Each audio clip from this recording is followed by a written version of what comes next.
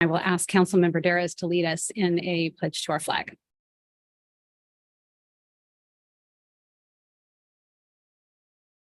Pledge allegiance to the flag of the United States of America, which stands one nation, indivisible.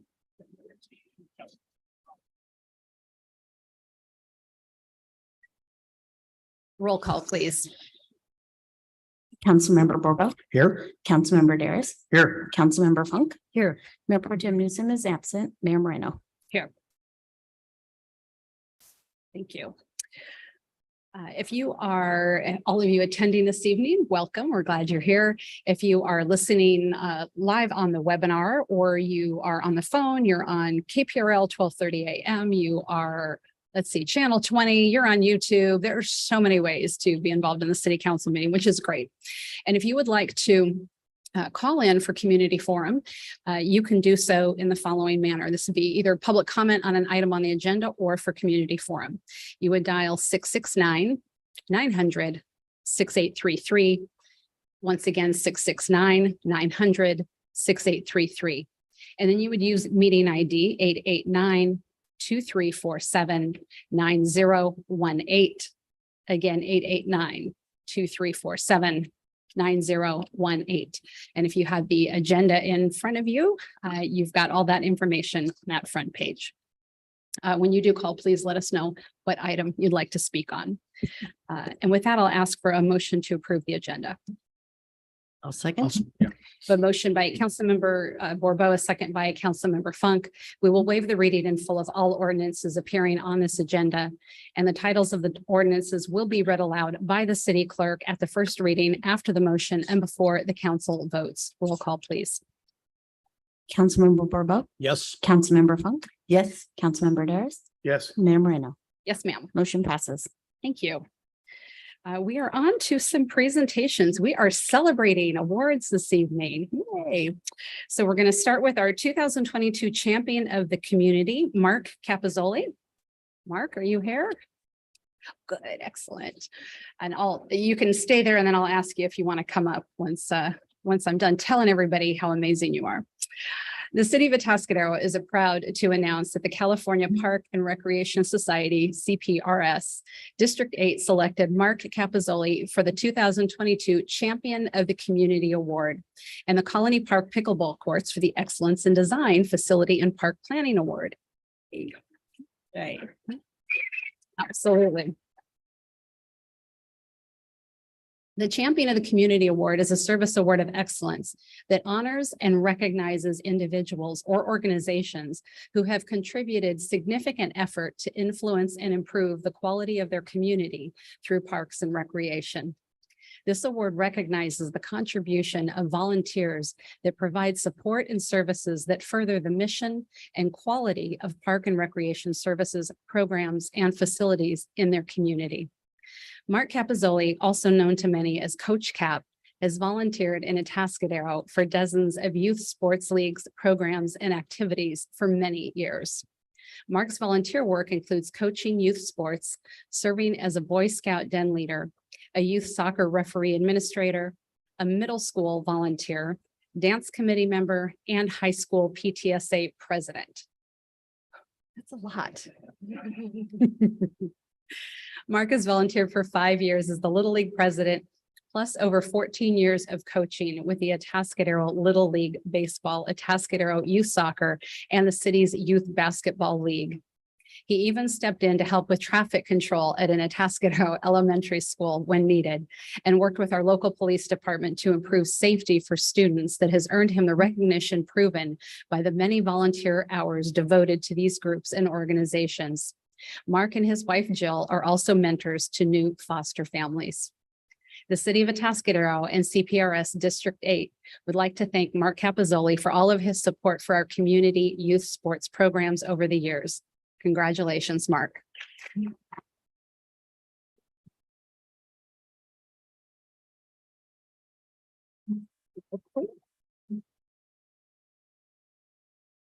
Sometimes people sit in the back because they don't want to come forward and say anything. Welcome, Coach Cap. Hello. Well, thank you very much, Mayor, for those kind words. Obviously, I'd like to thank a few people. My mom, who happens to be here, who always taught to give back. My wife, local school teacher, who knows how important it is for the youth to grow and to prosper. So I've kind of taken it with them to get involved. We moved here back in 2008. And at the time, we just had one child, my son, Jack, who's over at In-N-Out working tonight. And got involved. And we got involved in the community to meet people and to better this town when we moved up here. We kind of left a little bit of our big city attitudes down south and thought we'd come to this nice small town and make it grow and watch it grow through the kids, through youth. Currently, we now have 4 kids, so 3 more, and which has been great. And just continuing to grow this community through the kids, giving all kids an opportunity to be successful at whatever it takes for them to be successful at. This is actually a special moment too, because the gentleman here to my right, him and I became friends back in 2010 and has been what I would call a dear friend. Got to play on his basketball team with him back in the day when I was a lot less big and I could run up and down that court. But Chief Haley has definitely been someone, and like I said, welcome back. Great to see you. This actually means a lot that you're here. It really does, because we spent countless hours out on the road, eating sandwiches and figuring out ways that we can kind of keep our town a little bit safer for the kids around the school. So welcome back. Thank you, everybody, for this wonderful award. I don't think Larice is here. There's Larice. Can I have Larice come up real quick for me, please? Come on, Larice. Come on up. So I'm sure everybody knows Larice. So I got to know Larice years and years and years ago. And through thick and thin and through COVID and not, she's always been the person who's been at the forefront with our kids. And I don't know how many of you people out there talk to all the kids out there, but they all love Larice. So when I got involved and I said, hey, here's my cell number, call me if you need something. Of course, needed something, which was fine because we did it together. And the group of people that we have here with Jennifer Fanny, and I know I get to talk to you a lot through Little League, Terry Banish, everyone else who in the community helps the kids. This is our strong point in this community. We can't overlook the youth in our community. We really need it. And for me, there's a lot of people out there that have been with me through the beginning and through the thick and the thin of volunteering out there for youth sports. Again, I call it my village, our village, and our village is what makes it run. And really the chief in all this is Larice. So thank you again for putting that in. Yeah. So thank you very much. And yeah. Thank you, Mark, and Larice, of course. Things happen here at Atascadero because of the volunteers, and Mark, you are just a shining example of that. Thank you for all that you give to our community, to our youth. And we will do pictures, Terry, don't worry. But I thought we would do it all together, so we'll do them separately, but together, if that makes sense. Separately, but together. She knows what I'm talking about. All right, on to, what was that other award? The next CPRS District 8 Award is for the City of Atascadero for Excellence in Design, Facility and Park Planning Award, which recognizes excellence in the design of a completed aquatic, recreation, cultural, and/or park facility intended for public use. The project may either be new construction or rehabilitation and maintenance, quality of aesthetics, usability, accessibility, and versatility. This award further recognizes the design and construction or significant rehabilitation of buildings, structures, and facilities used primarily to support park and recreation purposes. On Saturday, November 13th, of 2021, the city of Atascadero and the Atascadero Pickleball Club celebrated the official ribbon cutting for the opening of 4 permanent outdoor courts at the Colony Park Community Center. And I remember that because I played very poorly. It wasn't pretty. With 48.8 million players nationwide, pickleball's popularity has increased nearly 40% over 2 years. Popularity has surged because the sport is easy to learn, fun for all ages, energetic, great exercise, teaches hand-eye coordination, which apparently I need to learn, team play, and generally includes lots of laughter. Yes, it does.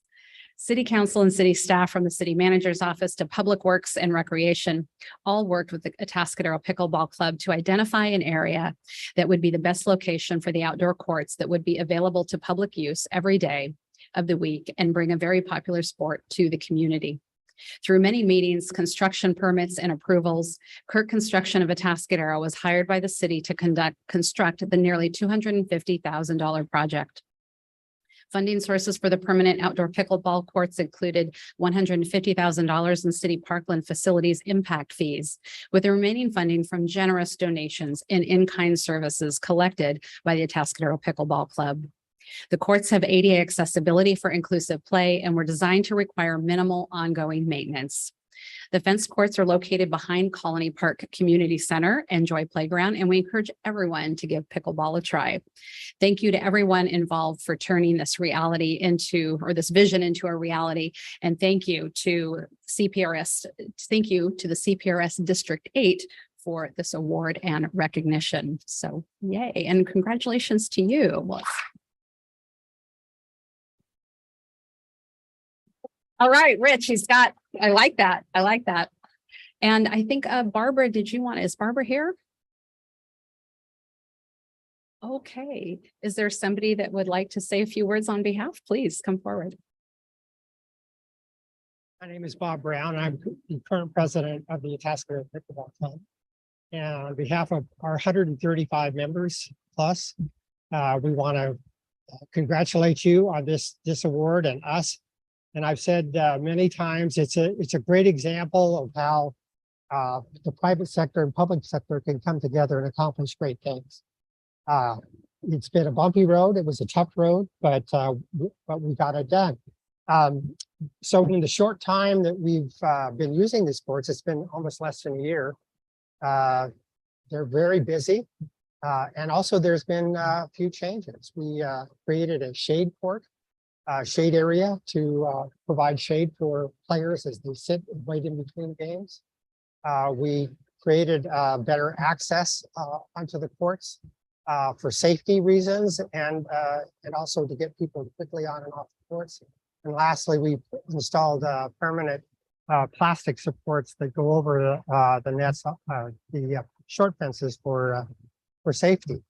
So just quickly to borrow a phrase from the Field of Dreams, if you build it, they will come.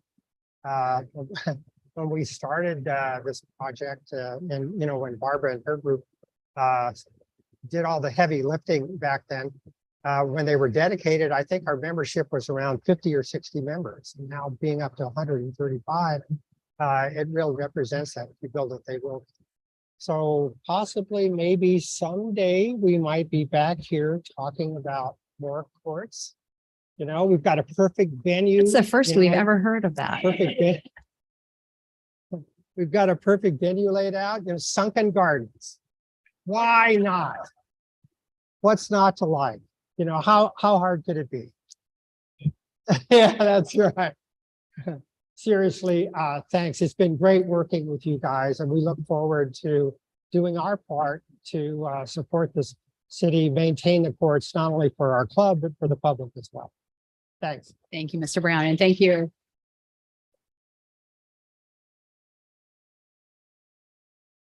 We appreciate all of you and all that you do to keep those courts up, and that you lobbied and raised the funds that you did and really got that going. So thank you. Why don't we come forward? We'll take some pictures. Why don't we start with Mark, and then you guys decide if you all want to come up, and we'll make it work. All right.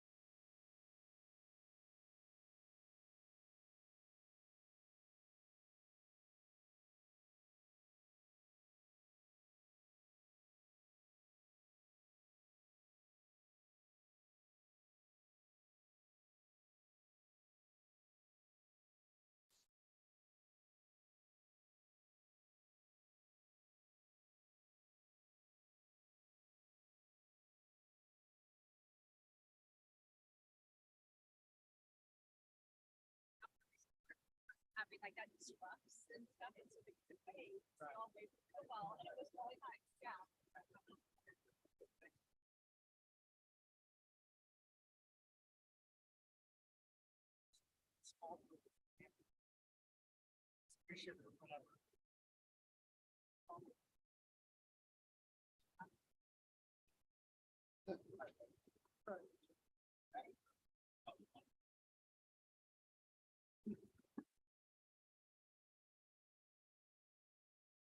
Those are some of the most fun things we do, like our employee recognitions, awards for people.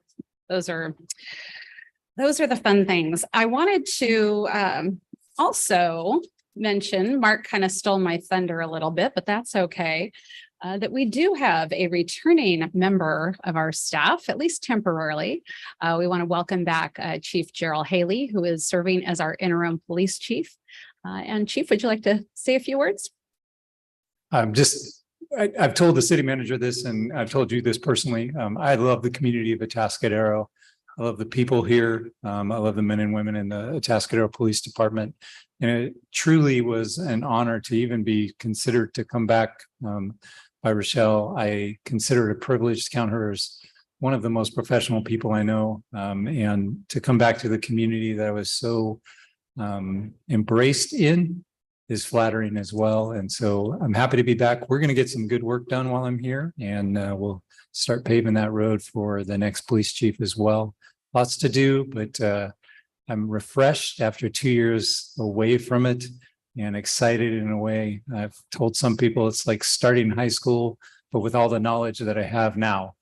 So I'm going to do everything we can to continue the professionalism that you have come to expect from our police department while we're here, and improve upon it even more. So thank you. Thank you. Very glad to have you back and part of our team again. All right, we were going to move on to our consent calendar. Consent calendar contains items that are considered to be routine and non-controversial by city staff and can be voted in one motion unless there is a member of the council or public wishing to pull an item. So I will look to my council members, see if there's anyone wishing to pull an item. Seeing none. See, it's nice. I don't have to look side to side. I can actually see them on camera. And I will look to, I do you see someone in our webinar? If you wanted to comment or pull an item, go ahead and raise your hand. Is there anyone here I'm not seeing anyone. All right. So I will go ahead and ask for a motion on the consent calendar. I'll move approval of the consent calendar. I'll second. Motion by Council Member Borbeau, second by Council Member Daris. Roll call, please. Councilmember Borbo, Yes. Councilmember Daris, Yes. Councilmember Funk. Yes. Mayor Mayor Moreno. Yes, ma'am. Motion passes. Thank you. And we are now on to updates from our city manager, Ms. Rickard. Good evening, Mayor and council members. Before I get talking about events, which we have a lot coming up, it's that time of the year. Of course, with Terry, every time of the year is that time of the year, but I want to celebrate something else. So we are very pleased to announce that the Fitch ratings for our community redevelopment tax allocation bonds has been increased from AA to AA+. This upgrade reflects improvements in growth prospects for revenues and financial resilience. And Fitch assumes similarly strong revenue growth given continued growth in the redevelopment area and the tax base. This rating also speaks to the city's long-term financial stability, thoughtful planning, good use of the city's resource, and I'm going to add to the strength of our finance team. Jerry and her team do an amazing job in keeping the financials keep us moving in the right direction financially. So good news. Thank you, Jerry. Good job to your team. I also want to give another thank you to the Friends of the Lake and the volunteers that came out for the annual Lake Perimeter Cleanup Day on Saturday. So we appreciate all of the volunteers that make this day happen. The Friends of the Lake lead a huge charge, and everybody that gives up their Saturday morning to go out there to help prune, clean, clip, drag, haul, all of those things. It's a lot and we appreciate it. We also appreciate our public works team for pre-cleanup, for getting the necessary permits, for providing the tools, for helping clean up afterwards. And we want to thank the Atascadero High School Key Club, who came out this year and did a fantastic job. A total of 2 dumpsters were filled with remaining piles to be picked up. So thank you to everyone that helps make this day possible. I mean, as you said, Mayor, it takes all of those volunteers in addition to the city to make Atascadero work, and we appreciate it. On to the many, many events. So Halloween weekend is upon us, and there's quite a number of fun Halloween activities. So want to make sure everybody knows about them. As usual, our Mark Russo, our former Public Works worker, while he has retired, he is continuing to do his Halloween Spooktacular every year. So every evening now through Halloween between 7 and 10 p.m., the Russo Spooktacular Halloween House will be open for visitors for a spooky annual Atascadero tradition. So on Halloween night, the Spooktacular Halloween House will offer walkthroughs to the public. It's located at 7720 Cortez Avenue off of Kerberville Avenue. Head east towards the Jim Green Trail there. So Mark works extremely hard every year, putting in a ton of time and effort decorating for Halloween. And each year his spooky display just gets better. I've noticed a lot of his neighbors now also put a lot of stuff up. It's fun. Even if you don't go by on Halloween, go by ahead of time. It's worth just a drive through. We also have our own haunt. The haunt is our local haunted house here and is located right in the downtown. They're open every Friday, Saturday, and Sunday now through the end of October, and have a special programs like their Halloween special on October 30th and 31st, Night Terrors and the Lights On Tour. All of the information, including their schedule, ticket availability, and pricing, can be found online at thehauntinAtascadero.com.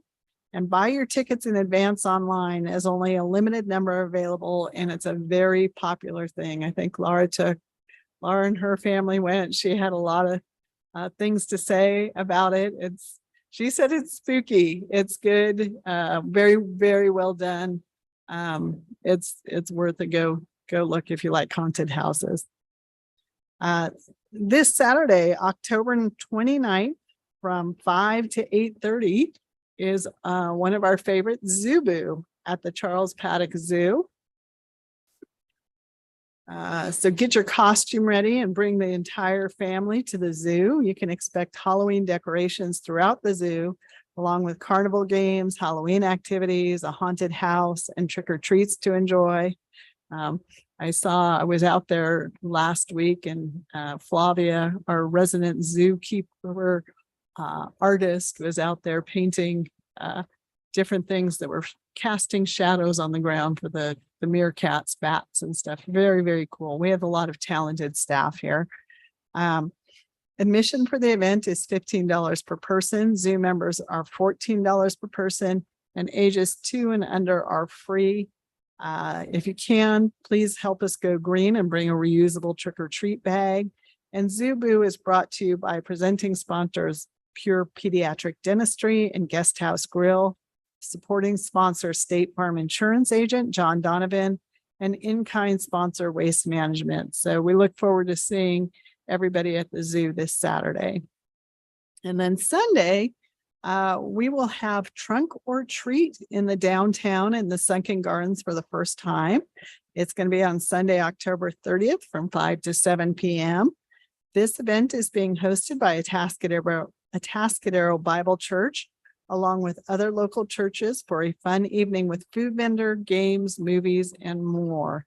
If you're interested in hosting a space to decorate your vehicle and hand out candy, please contact Sandy at abcchurch.org, or you can contact the city manager's office and we can get you some of that contact info. So the event is free to attend for all. They are trying to get people out, and it sounds like a fun event. And then if you're not tired from Zoo and Trunk or Treat, on Halloween itself, October 31st, from 5 to 8 p.m. We'll have trick or treat on Entrada. This safe, family-friendly event will be held on Halloween, Monday, October 31st, from 5 to 8 p.m. in the downtown. Bounce houses, there's a hay maze, and over 20 vendors join in the fun. And this free to attend event is brought to you by the Atascadero Downtown Business Improvement District, the Atascadero Chamber of Commerce, and the city of Atascadero. That's a lot. This coming weekend, join in. It's a lot of fun. And now we're to November. Let me tell you about some of the things in early November. So we're going to have First Fridays in the downtown will be taking place on Friday, November 4th from 5 to 7 p.m. at the plaza across from the Sunken Gardens. So the city of Atascadero is proud to present the second First Friday fall concert with Unfinished Business. This popular band plays 60s and 70s covers and offers great music to sing and dance to. In addition, Bubble Fun 101 will offer complimentary bounce houses for the kids, along with 2 food trucks to choose from.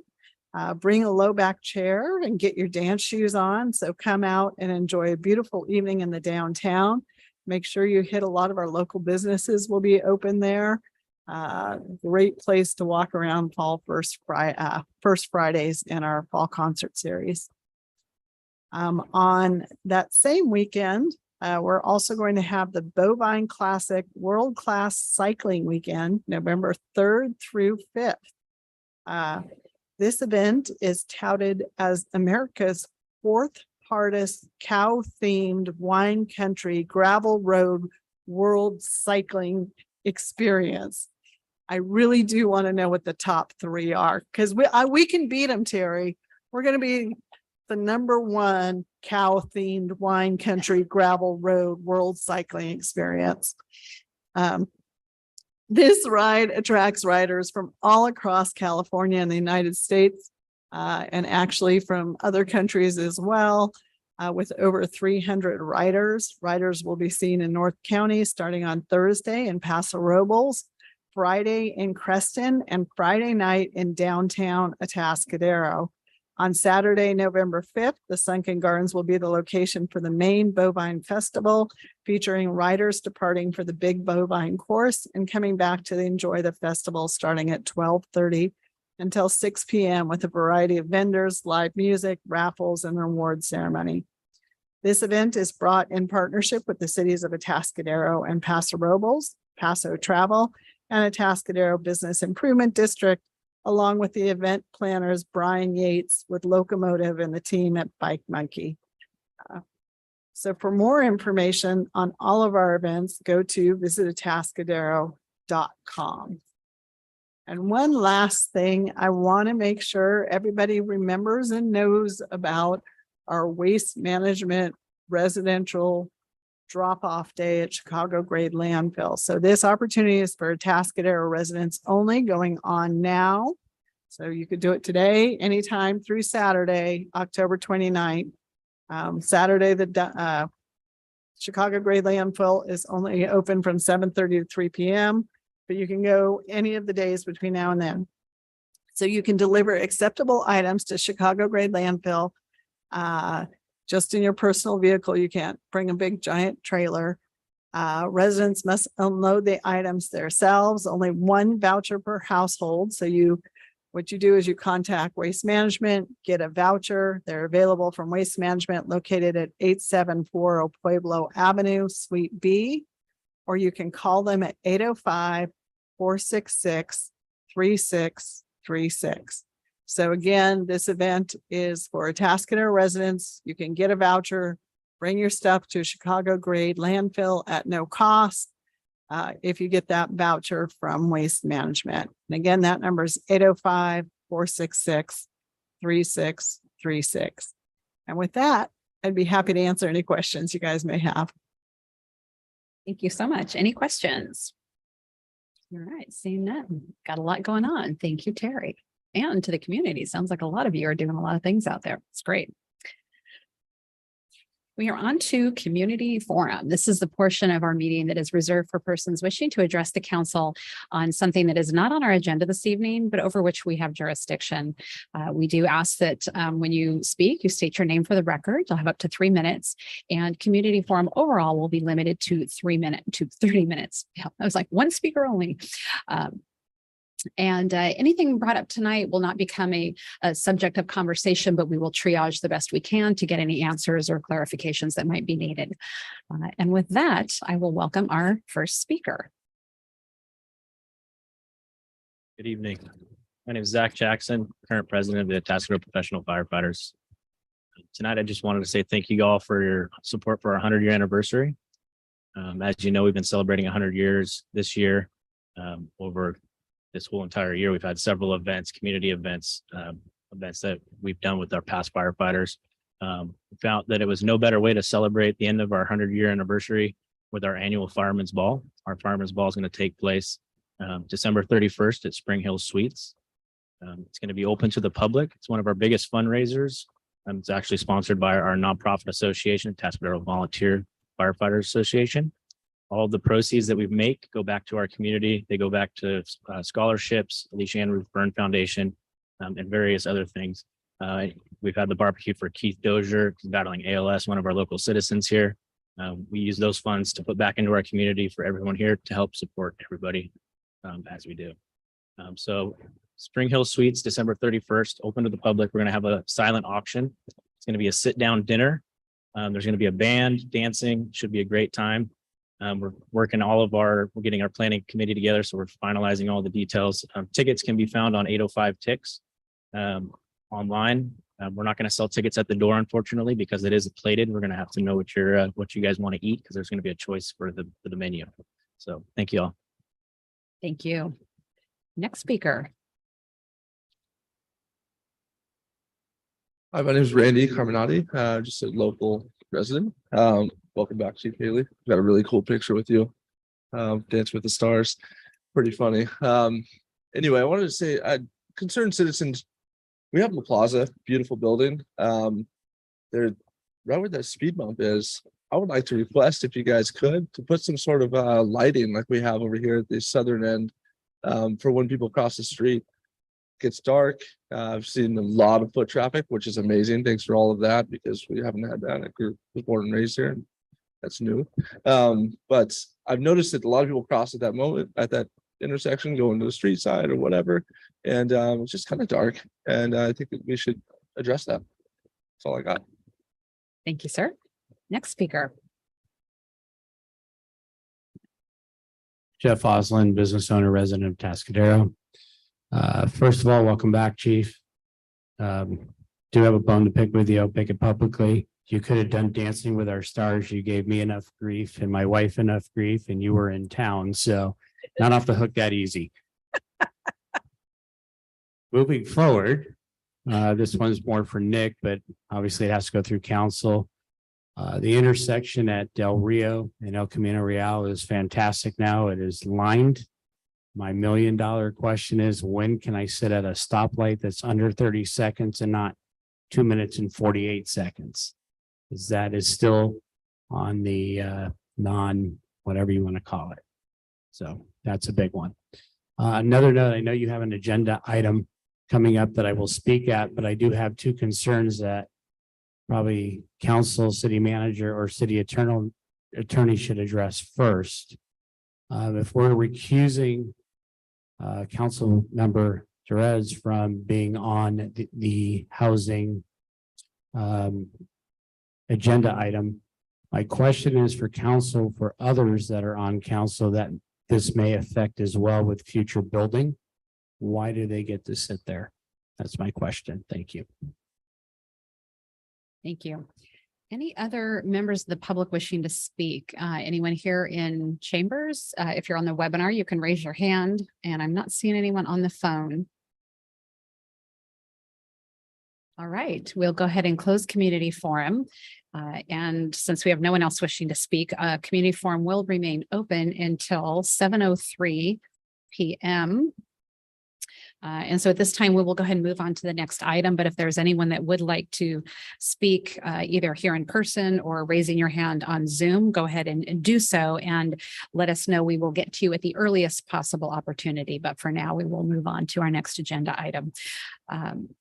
With regards to, what I'm going to say, Mr. Oslin with Del Rio and ECR, like staff can get with you to answer your specific questions. And Randy, you had mentioned the safety and lighting down there. We are doing a lot with the downtown enhancement. So those kinds of things will be coming. And if there's any specific information you'd like, I know Public Works can get that for you. So thank you. And with regards to why or why not people are recusing themselves, we will move into that shortly with our public hearing. So we are on to our public hearing. This has been continued from originally September 9th, then to October 13th. Do I have my dates right? And now to tonight, or October 11th, I think it was. Whatever the second Tuesday was, that's when it was. So we are back to that hearing. And yes, we do have a council member, Darris, who has a few words for us. Yes, I believe I'm going to have to recuse myself for a conflict of interest since my business deals some partially with ADUs. All right. And we will wait for Councilmember Darris to leave the premises before we get going. But I can obviously ask our city attorney to weigh in, but council members are not required to recuse themselves if they may in the future have some conflict,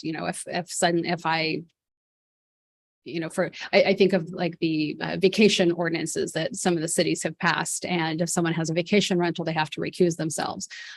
But just because someone may in the future have a vacation rental, that would not preclude them from voting. But let's see, Mr. Pierrick, there you are. Yes, I'm sorry, did you have a question? And Mr. Oslin was asking why Mr. Darris, we understand, has to recuse himself, but why, if the three of us sitting up here could potentially someday build an ADU, why we don't need to recuse ourselves? That would be a remote interest, I think, and it would be one that would be shared by anybody who is serving as a council member. And if we followed that logic, then there would never be an opportunity to take any action because it could potentially happen. But I believe that the situation with Councilmember Darris is much more direct and creates the issue which has caused him to recuse himself. And my understanding is that if for some reason all of us did have to recuse ourselves, we would pick straws and the three short straws would need to do the vote. or the three long straws. Or the three long straws, short straws, long straws. So yes, that's, I know that the legal term for that is the rule of necessity. But there we go. You are correct. And it could be any one of a number of methods, and the one you've described is one. Thank you, Mr. Pierrick. So as we move on to this item, I will turn to Mr. Dunsmore. We have, as I said, we've gone through this pretty significantly back in early September. And so what we're really coming back with are some key points that we wanted to see addressed. And so we're not going through the entire thing again, but we're really honing in on a number of issues. Now, when it does come to public comment, any of you can comment on anything. And of course, any of us, if we have a question and we want to talk about it, we can bring that up, but just know that we're focusing in on these key areas. Mr. Dunsmore. Thank you, Mayor. And thank you for setting the stage on that, because I really did want this to be a lot briefer than I even have for you tonight. But since our last discussion on September 13th, there has been some more changes that the state has brought us. And we've had some more legal review of this topic. And so there's a little more information to give you tonight than I had anticipated when we all left each other on the 13th. We thought we were just words away from adopting an ordinance. But as you've seen in your report, there's a few extra pages there, but I think we can get through this. And I'm going to try and go through a few of these topics that, let's see, my computer will work. If I can forward my slide, it's not going. That. There we go. Anyway, a couple points for tonight's action. Primarily what we want to do is respond to the comments that we did get last time from City Council. We do have also, like I mentioned, alluded to just now, a couple of Senate bills that have passed in between that time that have tweaked a few of the things about accessory dwelling units that we had to change the code again with. We also had some corrections, some typos that we'll have to go over a little bit. And then hopefully we'll get to introduce the ordinances tonight and get there. I just have a couple slides just for those that that weren't with us last time, and just to bring everyone to speed on what we're actually talking about. Accessory dwelling units, they come in different forms. We also have junior accessory dwelling units. In essence, really, these are extra units that are allowed on residential properties, commercial properties when in a mixed use format, a multifamily property, along with a legal primary dwelling unit. A few of the points that the state law sets aside is that these can't be used as vacation rentals. Generally, CC&Rs can't regulate them. And we do use them to satisfy our affordable housing requirements when it comes to our, what we call our RENA, which is our regional housing needs in our area. So that's a really key point. In terms of different accessory dwelling unit types, I just want to touch on that real quick too, because there's an attached accessory dwelling unit that's attached to your primary unit. There's a junior accessory dwelling unit, which is always internal to a primary structure. You can also have a detached accessory dwelling unit, but you could also have an internal accessory dwelling unit along with an internal junior dwelling unit. So there's all kinds of different ways this can happen. I just wanted to touch on that basic thing. And then there's the whole urban dwelling unit law, which we discussed at length several weeks ago as well. And that further changes what you can have on your property, bringing that total to 4 with your principal residence, your junior ADU, and your urban dwelling unit. And it changes what you can do on your property quite a bit. So I always want to throw these images up there. We can come back to this. Didn't want to spend too much time on that, but essentially the state has given us a lot of new things to talk about. So here's the list that we left with last time. This is the comprehensive list that we wanted to go through each one of these topics. I'm going to touch on each one of these topics tonight and show you what staff has come up with in terms of edits to our proposed code. We really wanted to clarify the units that were permitted with an urban dwelling unit and an urban lot split. We wanted to really focus on 2-story ADUs and what sort of, I'll call it design standards we're able to place on those. And not encouraging those units at the same time. We wanted to look at slightly increasing an attached, I'll call it an attached accessory structure, or what we call unconditioned space, where you can't live in it, but it's an attached portion to that unit. We really wanted to look at the parcel size of properties that aren't served by sewer. I think the Planning Commission had recommended 1/2 acre, and we settled on 0.75. So that changes in there now. And since we met last, we've also had a lot of discussion with development groups and staff and others and our legal folks about mixed use. Why is that a portion of accessory dwelling units? Because accessory dwelling units are allowed in mixed use projects. And we had to come up with a definition for mixed use projects so that a commercial property didn't end up as a 100% residential project. So a little bit of crafting there. We'll discuss that.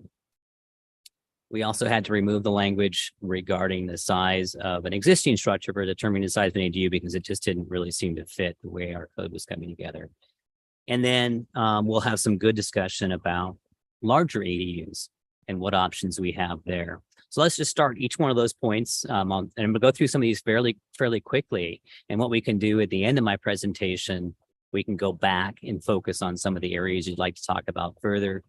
And also have here tonight with us Kelly Gleason, our senior planner, and she can chime in as well because she wrote a lot of this. So she might kick me and say, no, that's not true, which happens sometimes. So an ADU with an urban lot split. We wanted to add some clarification here just because the language was a little confusing. And so we added the language where it says already exist or are approved for construction. In other words, what can you do on a site with an urban lot split? So this clarifies that language. We can come back to that. 2-story ADUs. Now, this is one of those things that I'll talk about a little more later as well, because it's where the state law has played with the heights a little bit and they've played with the setbacks a little bit in their most recent Senate bills. So now the state law says, well, it said previously, but it's modified this a little bit, that you've got to allow, minimal setbacks of 4 foot for a 16-foot high ADU. And that's the minimum allowed for a detached ADU, 18-foot minimum for a detached ADU on a site that's got multi-story dwellings. That's a new interesting twist. And that 25-foot minimum for attached ADUs. So where that ends up with our proposed code is the following. What's being proposed now is a maximum height of an ADU shall be as follows: 16 feet high in a single family zone for any detached ADU where the setback is less than minimum standards. Right now, our minimum standards in most of our residential zones is 5 feet at the side, 10 feet at the rear. ADU law allows you to go down to as low as 4 feet. But even if someone had, let's say, 9 foot in the back, they'd be restricted to that 16 foot. Now they've gone a little higher where you have something in a multifamily zone for a detached ADU where you have that lesser setback if that multifamily dwelling is on the same site as a multi-story structure. So it starts to get really, really complex. And I'll tell you also, in the future, we're going to have a guide for how to interpret this code. We're going to have handouts. We're going to have graphics because we're going to have to. We're going to be spending a lot of time coaching applicants on what all this stuff means. Number 3 there, another height limit, 20 feet for a detached ADU that complies with the setbacks of the underlying zoning district. And that's an important one because, hey, they've got a 5-foot setback on the side. They've got 10 at the rear. So we're essentially saying that 20 feet is the maximum height. Now, 20 foot would allow for a 2-story structure. Doesn't allow for a structure to have a really high, steeply pitched roof and 2 stories. Now, if they increase those setbacks, the proposal here is 15 feet at the side and rear, which normally it's 5 and 10, that they could actually go up to 25-foot height. So these are the provisions that staff designed in here to reduce the overlook issue, to increase neighborhood compatibility, and to discourage, again, as council recommended, that 2-story structure. And this is where we have that discretion, even though the state has put in some mandates about going taller and about reduced setbacks. Once you go over those minimums, you do have additional discretion for these additional design standards. Lastly, a 25-foot height limit for an ADU that's attached to a primary dwelling. And then lastly, we're basically saying that the cap is 2 stories, regardless of any of these height limits. Again, we can come back to these. Now, speaking about setback, the side setback, our base standard is a minimum of 5 feet, except if they comply with that state minimum height of 16 foot or less than that, and they're with a regular, primary residence on the property, they can actually be 4 foot from the side. Same as for the rear too, and I'll go over that real quickly. Director, I'm going to ask you to just get a little closer to the microphone, maybe because you're. Am I too far away? There, that's a little better. Thank you. I will Fading make out. sure Good. everybody can hear and. Thank you for letting me know. Number 2 on there, ADUs that are greater than 20 feet in height shall increase that side setback to 15 feet. Now, I know I mentioned this in the previous section, but this sort of duplicates that discussion in the setback discussion. And then lastly, ADUs that are 18 feet or less in height that are on a lot with a proposed or existing multi-story, multi-family building may be set back up to 4 feet from the property line. A lot of confusing, overlapping, different standards. And very similar standards for the rear setback. I'm not going to read all these because they're essentially a repeat of the side setback, the same height standards, the same exclusions. And this is a real quick one. We all agreed to increase the accessory structure space 250 to 300, 450 to 500. Those changes are now incorporated. Property is not connected to sewer, 0.75, 3/4 of an acre. All right, let's have some discussion here. We can also come back to this. I'm going to introduce some discussion on a couple of things. Mixed use development. Previously, we brought to you a definition that had a ratio in it. It was 40% of the project area, or 30% for a 3-story, that could be residential. We did hear a lot of grief from the development community that a lot of projects such as La Plaza, such as other recent mixed use projects wouldn't work under that scenario, because a lot of spaces are counted as residential floor areas, such as interior hallways and all these other things. We can still have a ratio, but the discussion instead has leaned to just really calling mixed use this vertical separation of land uses, where commercial and residential land uses are different land uses on different levels of a building and are subject to compliance with that allowed density, and that residential uses shall not be allowed on the ground floor.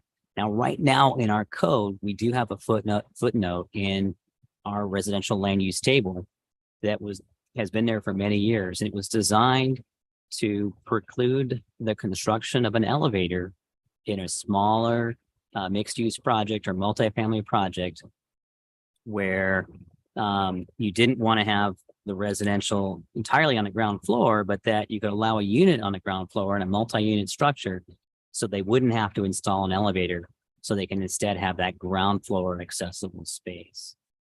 But the building code really only actually allows for just a portion of that structure, just a portion of that residential unit, and they call it powder room, to be on the ground floor to still get out of a potential elevator requirement. Now, again, all of this is only done to preclude the construction of an elevator. We're not required to mandate residential on the ground floor. We do it because we don't want them to incur the cost of an elevator on a smaller residential mixed use project. So our code for a long time has said that a unit in a commercial district could be on the ground floor in a multi-story project where there's other residential units upstairs, but it never set a size threshold of what that unit could be. It never said how much of the ground floor it could take up, and it allowed it to be in a complete unit. So we have seen projects over the years, and we have a new one in now that has substantial ground floor residential units in a commercial district. And we're unable to control the size of those units or how much of that ground floor they take up. And so what happens is that project becomes predominantly a residential project in a commercial district, even though most of the residential units are upstairs. So what we had proposed to do is modify that footnote to say that if a project's required to comply with the Americans with Disabilities Act, the portion of the unit required to be accessible per the California Building Code may be located on the ground floor. So what that would mean is only this entry and a powder room would have to be on the ground floor, not the entire unit, dramatically decreasing the scope and scale of a residential use on a ground floor in a commercial project.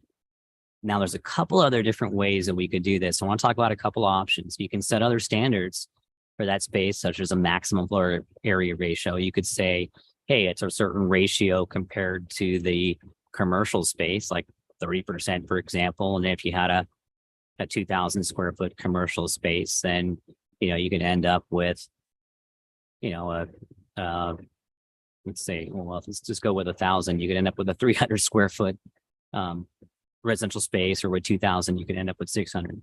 So something more reasonable. Or we might go to just a cap, not to exceed 500 square feet, for example. Let's come back to this discussion. I wanted to plant the seed on those potential items that we can do, a little bit of flexibility on what we can do with that definition, but wanted to give you the reasoning behind it. The other big topic tonight that I know you will want to discuss is the 1,200 square foot. The maximum recommended size is still 1,000 square feet. I think in our previous rendition, we had said that on larger sites, an acre or more, perhaps we should consider the 1,200 square foot still. Or should we have other options? Could we do other property development standards? These could include looking at not only lot size, but larger setbacks. We could do height limits. We could have a minimum bedroom count. We could do other property development standards. And the reason that the minimum bedroom count is there, this is an important one. The more bedrooms that an accessory dwelling unit has, the higher its rent amount can be while still counting as affordable. That's the only reason for that. But still, it's very difficult for any 1,200 square foot accessory dwelling unit to really meet those affordability standards that are set by the county to allow us to include these units in the future for our region. So some options for discussion, and these aren't the only options. Staff came up with 3 options to look at this potential. We could do something that has a 1 acre or more lot size with increased side and rear setbacks, such as 10 foot, and even increased setbacks if there was a second story, like an additional 3 foot. Or in scenario number 2, property is a minimum of 1 gross acre and the ADU contains at least 3 bedrooms and there's at least a 10-foot setback from the side and rear property lines. And then it could be required to be a single story structure or limited to 18 feet, along with any other property development standards that are applicable to that section. Or we could just say 1,200 square foot's allowed everywhere and not have any conditions. So these are kind of the variables that we could go and put into the ordinance for a 1,200 square foot ADU. But some very important considerations for affordability and just for neighborhood compatibility and in consideration of everything that's allowed to be built now on a single family property in terms of the junior ADU and the urban dwelling unit and the accessory dwelling unit and urban lot split potentially. So I'm going to finish up this presentation. We'll go back to those points. I do want to touch on the state law changes. State law did talk about a few changes in the recent Senate bills. One of them was parking. And when a new application comes in and they want to do the ADU at the same time, that we don't have to supply parking for that ADU when it's submitted concurrently, and whether it's a multifamily or single family. So we had to put that in.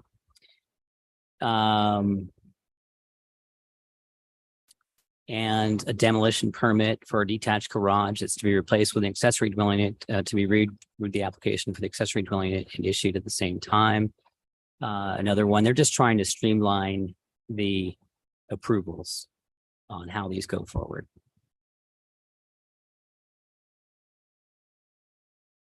Some other ones, these all pertain to what I'll call subsection E. There's a subsection E in the government code in 65858.2 that really provides for a lot of flexibility for accessory dwelling units. And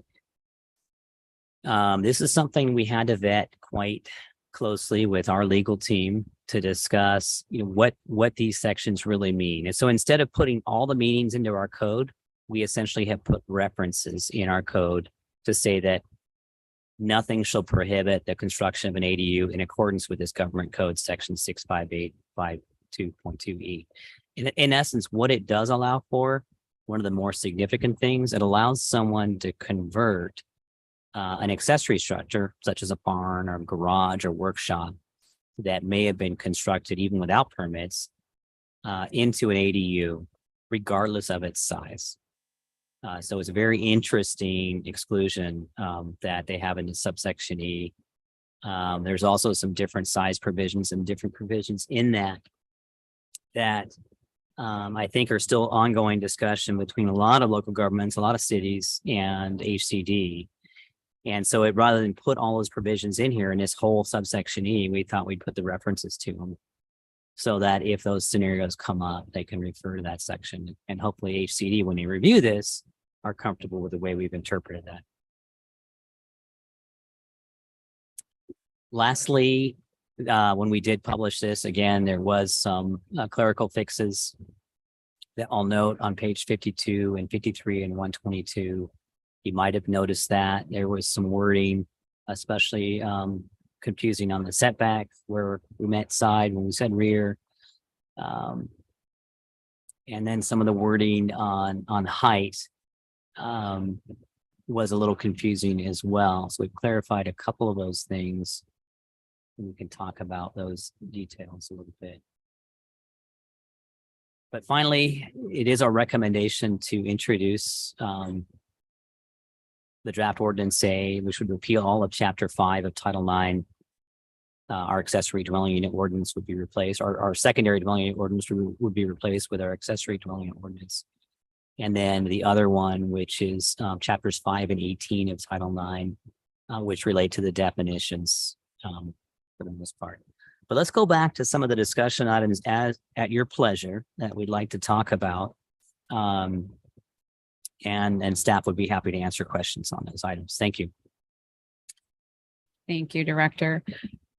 Okay. Why don't we just kind of go piece by piece there?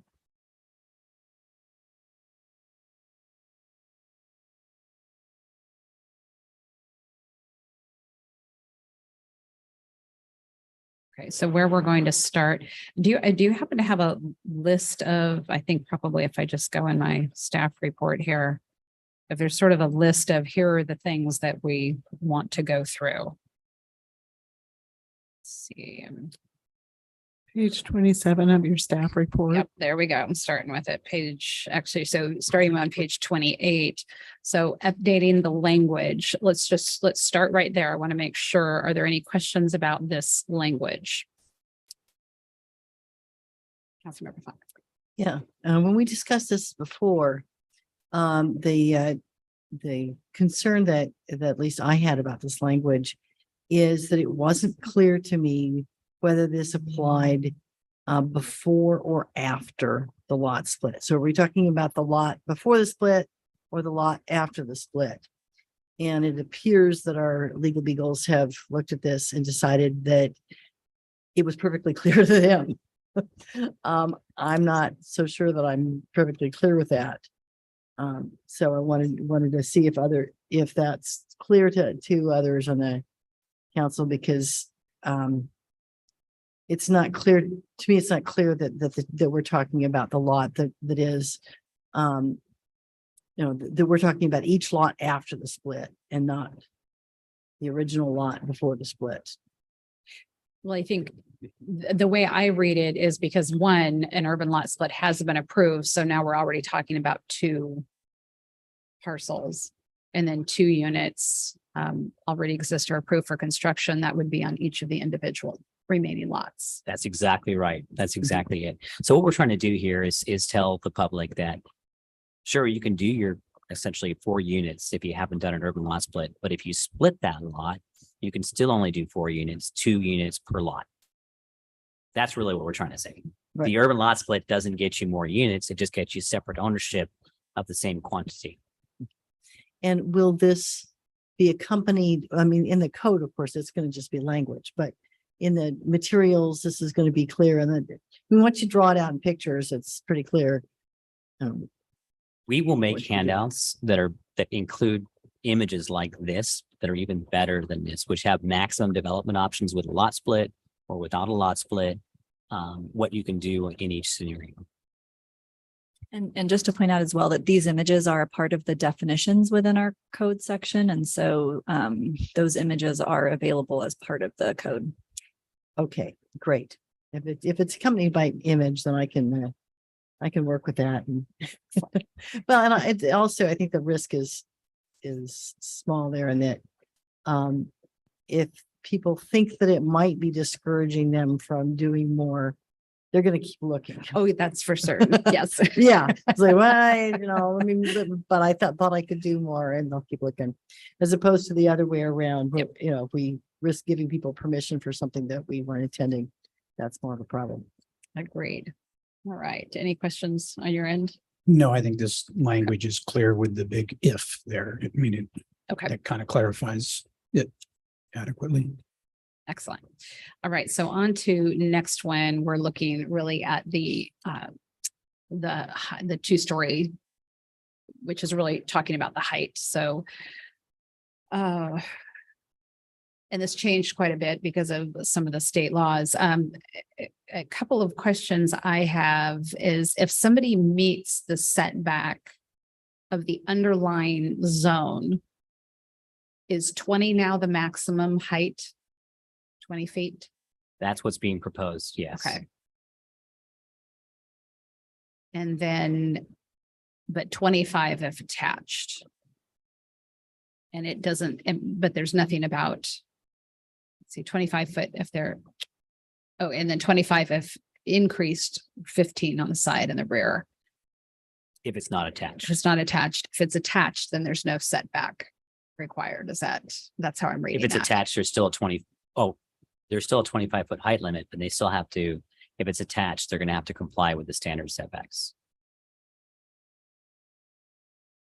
Okay. Is that not clear? Yeah, I guess I don't even know why we add the one about the attached then, if it's a 25-foot height limit. If setbacks are, It's, oh, they'd have to meet that. So number 5 would have to meet the underlying zoning the underlying zoning setbacks, not the 15 and 15. correct. That's correct. Yes. And keep in mind too, there's some districts in our multifamily districts that have a taller height limit than 25. It's 30, right? It's 35, I think, in multifamily and 30 in single family. So these would be reductions in the overall height that normal structures could have to make sure that they're truly accessory. Understand. Thank you. Other questions, Councilmember Vorbo? Well, your comment, staff just prompted in my mind to ask a question. You're saying these are decreases because decreases from what the primary could be, because these are accessory structures we're talking about. And therefore, That's right. That's why you're looking at a lower height limit than, Correct. because I'm always, concerned about lessening what people can do. But if we're talking about on the accessory structure compared to the primary, I can understand that. Thank you. That's exactly it. Yeah, my question on this one is with regard to number 2, where it says 18 feet in a multifamily zone for a detached ADU. What about if the detached ADU does not meet those setback if the conditional is if the multifamily dwelling is on the same site is multi-story. So what's the limit that applies if that final clause is not true? If your multifamily dwelling on the site is single story? It would be 16 feet if you were at 4 feet from the property lines. And then it would be 20 feet if you meet our normal setbacks, which is 5 feet from the sides and 10 feet from the rear. And Okay, and how do we know that from this language? so let me just point out very quickly, sorry. One of the last slides were some of the corrections.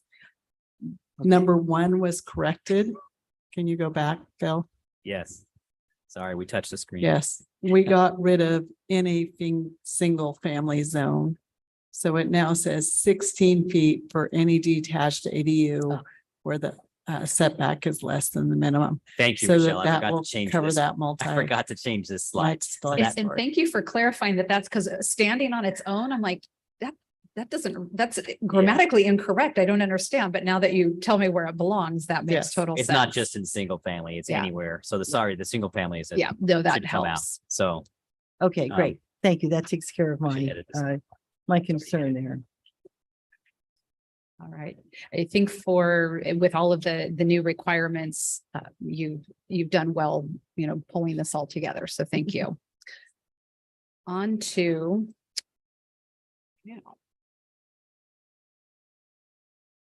Okay, so side setback. But on the other slide, some of that includes like for the exceptions. So now we're. side and rear, essentially the same Yes, for their heights. yes. So Basically, you're just clarifying some things here that were all in that initial first list that you gave us, or breaking it out a in little bit more. essence, Yeah. yes. And what we did is because our height now is tied to setbacks, we had to sort of add Okay. some of those setback things and just for consistency with our height section. It is duplicative. unfortunately. Okay. And sometimes that helps, then somebody sees it twice and that's okay. Questions, Councilman. To be clear, number one there, that is mandated by the state, correct? Yes. Yeah, on item number 3, where we're looking at the setback. It says it may be set back up to 4 feet. Is that also on the typo list? Could you go back to the typo list and see if we fix that? Yes, it should say a minimum of 4 feet. And that is on the typo list. It is. Okay, I should have Great. changed these slides as well. And it's Yeah. both for the side and rear. Should that Same, been yeah, corrected? same exact thing for this one too. okay. It says maybe here as well, but it should be. Okay, good enough. All right, I think with those clarifications, there are no further questions there. And you did talk about sort of ensuring the updated code is designed to incentivize second stories, but there was nothing particular there. Council members having any questions on that? No, on just the idea of ensuring that, as we're looking at this, do we feel like this code is not, getting any extra incentives to second story? That was one of our concerns. So just want to. And the intent of these height limits in these first 6 that we talked about here, those were designed to not incentivize the second story. And that's why those numbers were set. We had. And so I that just minimum. wanted to make sure my colleagues had any questions with regard to that. Okay. Okay. So now on to number 4, increasing that garage or other unconditioned space. This is something we had done previously. I don't know that we have any questions here. I thought I did have a question on this, but I can't remember what it was. We're gonna have to Okay, let's quickly live move with on. that. to- Yeah, you better move on while you can. It is the same one we did for. I understand. under I SB. understand. Subsequently, though, Yeah. I Yeah. thought I had a question. Okay, so then, yes, the 0.75, I don't think we have any questions on that. So clarifying the mixed use definition. Okay, questions here. I do have a question. I think the answer is going to be, it'd be something to be dealt with at another time, because we're talking about vertical separation here. And there may be some lots like in the K John's lot on El Camino Real comes to my mind, where you have commercial buildings out front and residences in back. So you have a horizontal separation on a mixed use situation. And I'm not sure what it took. I guess that was allowed at the time, but I gather that is not something that would be allowed under our current ordinance, correct? That was actually done with a general plan amendment and zone change to actually rezone the rear portion of the site to residential to allow that to occur. Okay, but I mean, that's what it would take if we at some point, hey, looked at a particular situation and thought this is big enough, deep enough, whatever, to have commercial out front, residences in back. That's not something we can or should address relative to this, but it is something we could address down the road, right? Great discussion for the general plan Right, update. exactly. And very few people understand that we actually have a mixed use general plan designation. And we don't have it incorporated anywhere in the city right now. So what we're talking about when we talk about this is in our commercial districts. But we actually have a general plan designation called mixed use, and that's where it would be appropriate to have the horizontal mixed use type project, or simply to change part of the site to residential, part to commercial. But when we speak about this, we're talking about commercial sites where our preference is to preserve the commercial and the predominant should be commercial. Right. Okay. These other considerations can happen with the update for sure. Right. Thank you. Other questions? Yeah, so what was the, I'm not clear on, I know you had a discussion with regard, some folks that our requirement had been so tight that you couldn't have built La Plaza. And so, between our requirements and the building code requirements. But since, that's a building with an elevator and they can put ADA units further up, why, I don't understand the what reference that might I have been an issue. with the reference that I had made is an original definition we had said that in the entire mixed use project, at least 40% of the floor area of all interior space shall be commercial.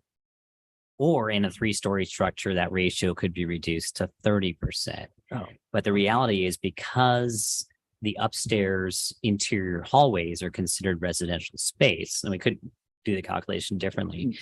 But because of all the units up there and all the interior hallways up there, and because of the garages that cut out a large portion of the ground floor in the back, that ratio for La Plaza, for example, is probably, 28% really, even though there's 16,000 square foot of commercial. It's a lot of commercial. The ratio is still pretty tight. And there's other projects too, like the block on Traffic Way, where it's much, much smaller ratio commercial, but that's a very unique site. It's so steeply sloped and they couldn't fit anything else out there physically. And so we wanted to take that into consideration. That's a good discussion topic because there are unique sites and you do want to have certain flexibility as to the percentage while still exclaiming that, hey, these are commercial sites. It should be predominantly commercial, except for whatever you can fit on your upper stories. So And finish. Sorry. if we're trying to do something that allows a functional ADA unit on the ground floor, since the building code is going to require at least part of one down there anyway.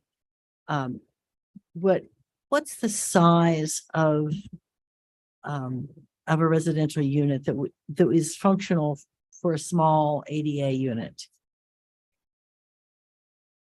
The minimum, so, for a minimum size, I mean, if you do Well, something, the typical it's size of a 500 studio square- apartment is about 450 square feet. The minimum, building size for a unit, really habitable units around 320 square feet. So you can do pretty small units. Now, I should also remind you, the building code doesn't mandate that we allow ground floor residential or a portion of a unit. It simply says that if you're going to comply with the ADA, that all you need to do is add a portion of a unit on the ground floor to qualify to not have to build an elevator. Or you can build an elevator and you qualify for ADA, or you could build a whole unit and qualify for accessibility if that unit is accessible. But it doesn't mandate we allow for a ground floor unit, just mandates accessibility. And we've been really, really friendly by saying, we're not going to make you spend tens of thousands of dollars on an elevator. We'll let you do a portion of that unit, or actually our code says now, we'll let you do the entire unit downstairs. But now that mixed use is becoming so much more mainstream, and that residential square footage is so much more valuable than commercial, and if there's new Senate bills that mandate that we allow essentially mixed use by right, and that there's these ADUs that are allowed in there as well, it's time to, okay, we really need to dial in this definition about what's allowed on these ground floors. Otherwise, you are going to lose a lot of commercial land to predominantly residential projects in a commercial district. Right. So if we wanted to if we don't put allow for a whole unit of a minimum size or some percentage, then they would need to put a powder room and an entrance on the ground floor, That's and the then bare minimum. connect the rest of it to to a unit up, an ADA unit that you're going to connect with, like a stair chair or something. in that case, it might be someone who is not completely reliant upon a lift. So then they could actually, make their way upstairs. But certainly that's all the building code requires is this portion. And it still is an interpretation. The other option is, to build a lift or an elevator, and then it's automatically accessible and you don't have to have any portion of that unit downstairs. But for someone that's building a 2, 3, 4, 5 unit project, that's just not economically feasible. That's why we have that exception written in there. But now we're getting projects that have 4, 5, and 6 buildings on a site all in one project.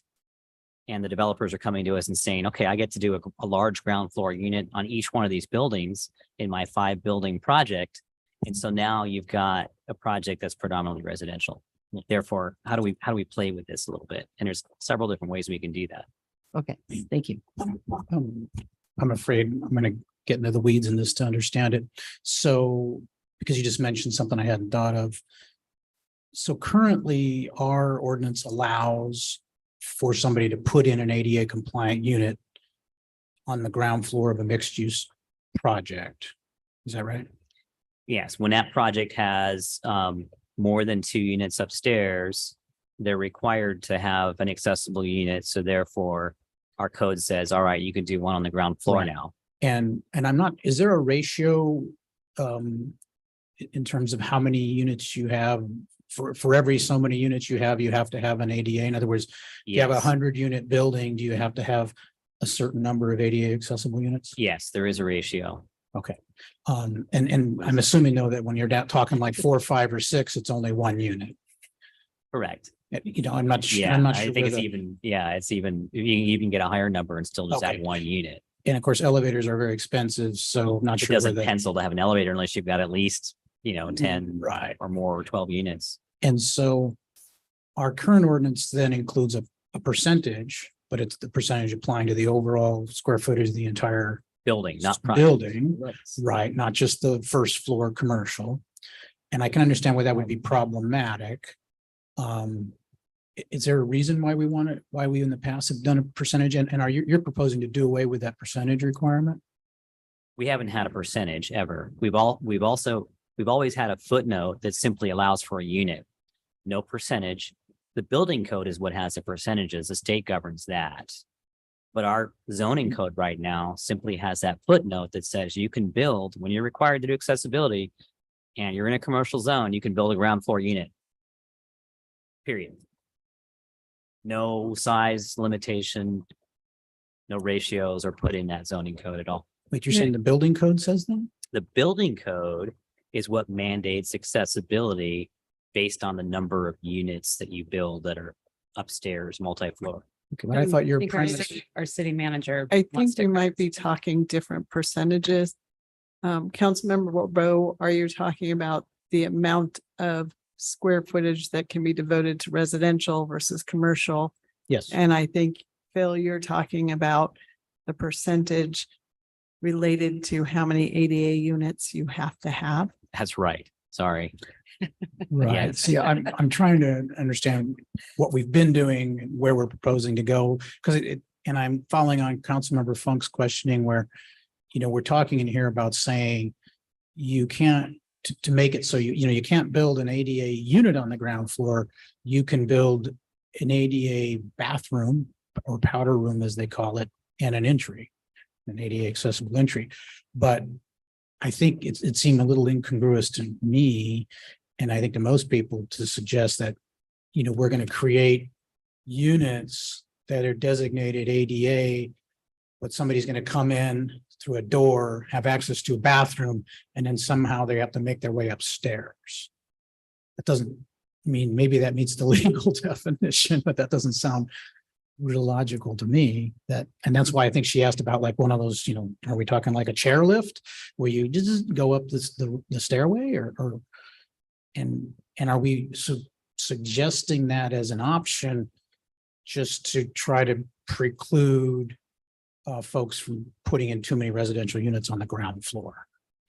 That's the reasoning. Okay, and you brought up the issue of like on a site where you might have multiple buildings, and then somebody saying, well, I want to put a residential unit in the bottom of each one of these commercial buildings. Couldn't that just be limited by, you could do this in one building on No. a site? No, it's per building. So we have to allow that. And they could do a 3-bedroom accessible unit that's 2,000 square feet on the ground floor of each building while having 400 square foot non-accessible units upstairs. Okay, and while having a small amount of commercial on the rest of the ground floor?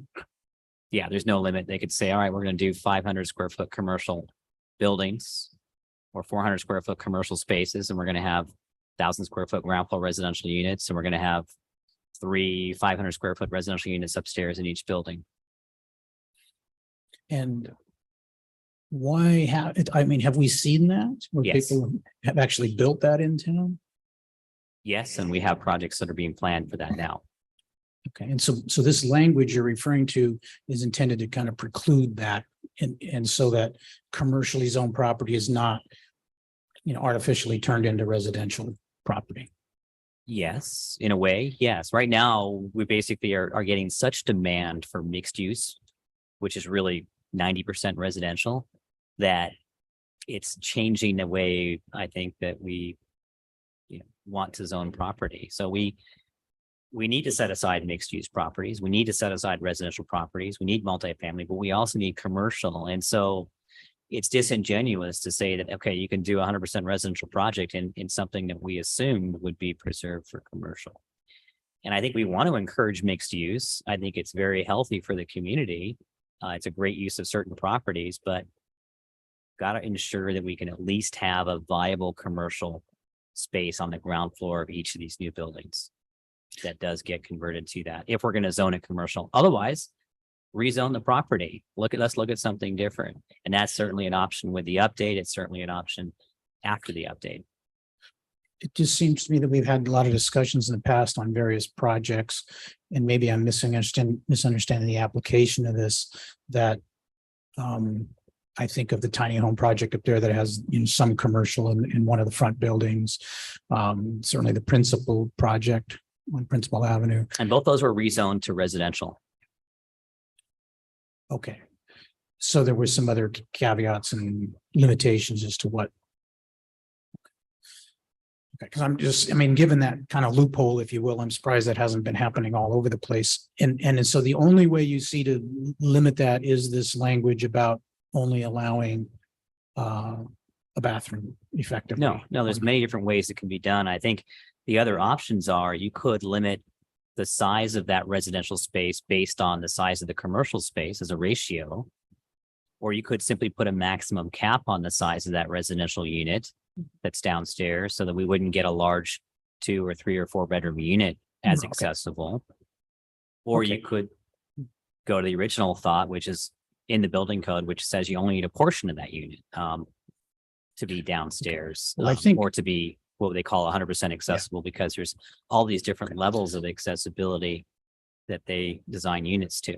All right. Well, thank you for pointing out those two alternatives, because I think there's that's more. more viable than just limiting it to you know, a bathroom downstairs. I mean, limiting the size of the unit or limiting the percentage of the ground floor that goes for this purpose. Maybe more straightforward options. So thank you. That answers my question on that. All right, I think we are ready to move on to, let's see, removing language regarding the size of existing structures. That's all good. So now we're on to the 1,200 square feet. And you came up with a couple options, or 3 different options for us to consider. And so let's look at that.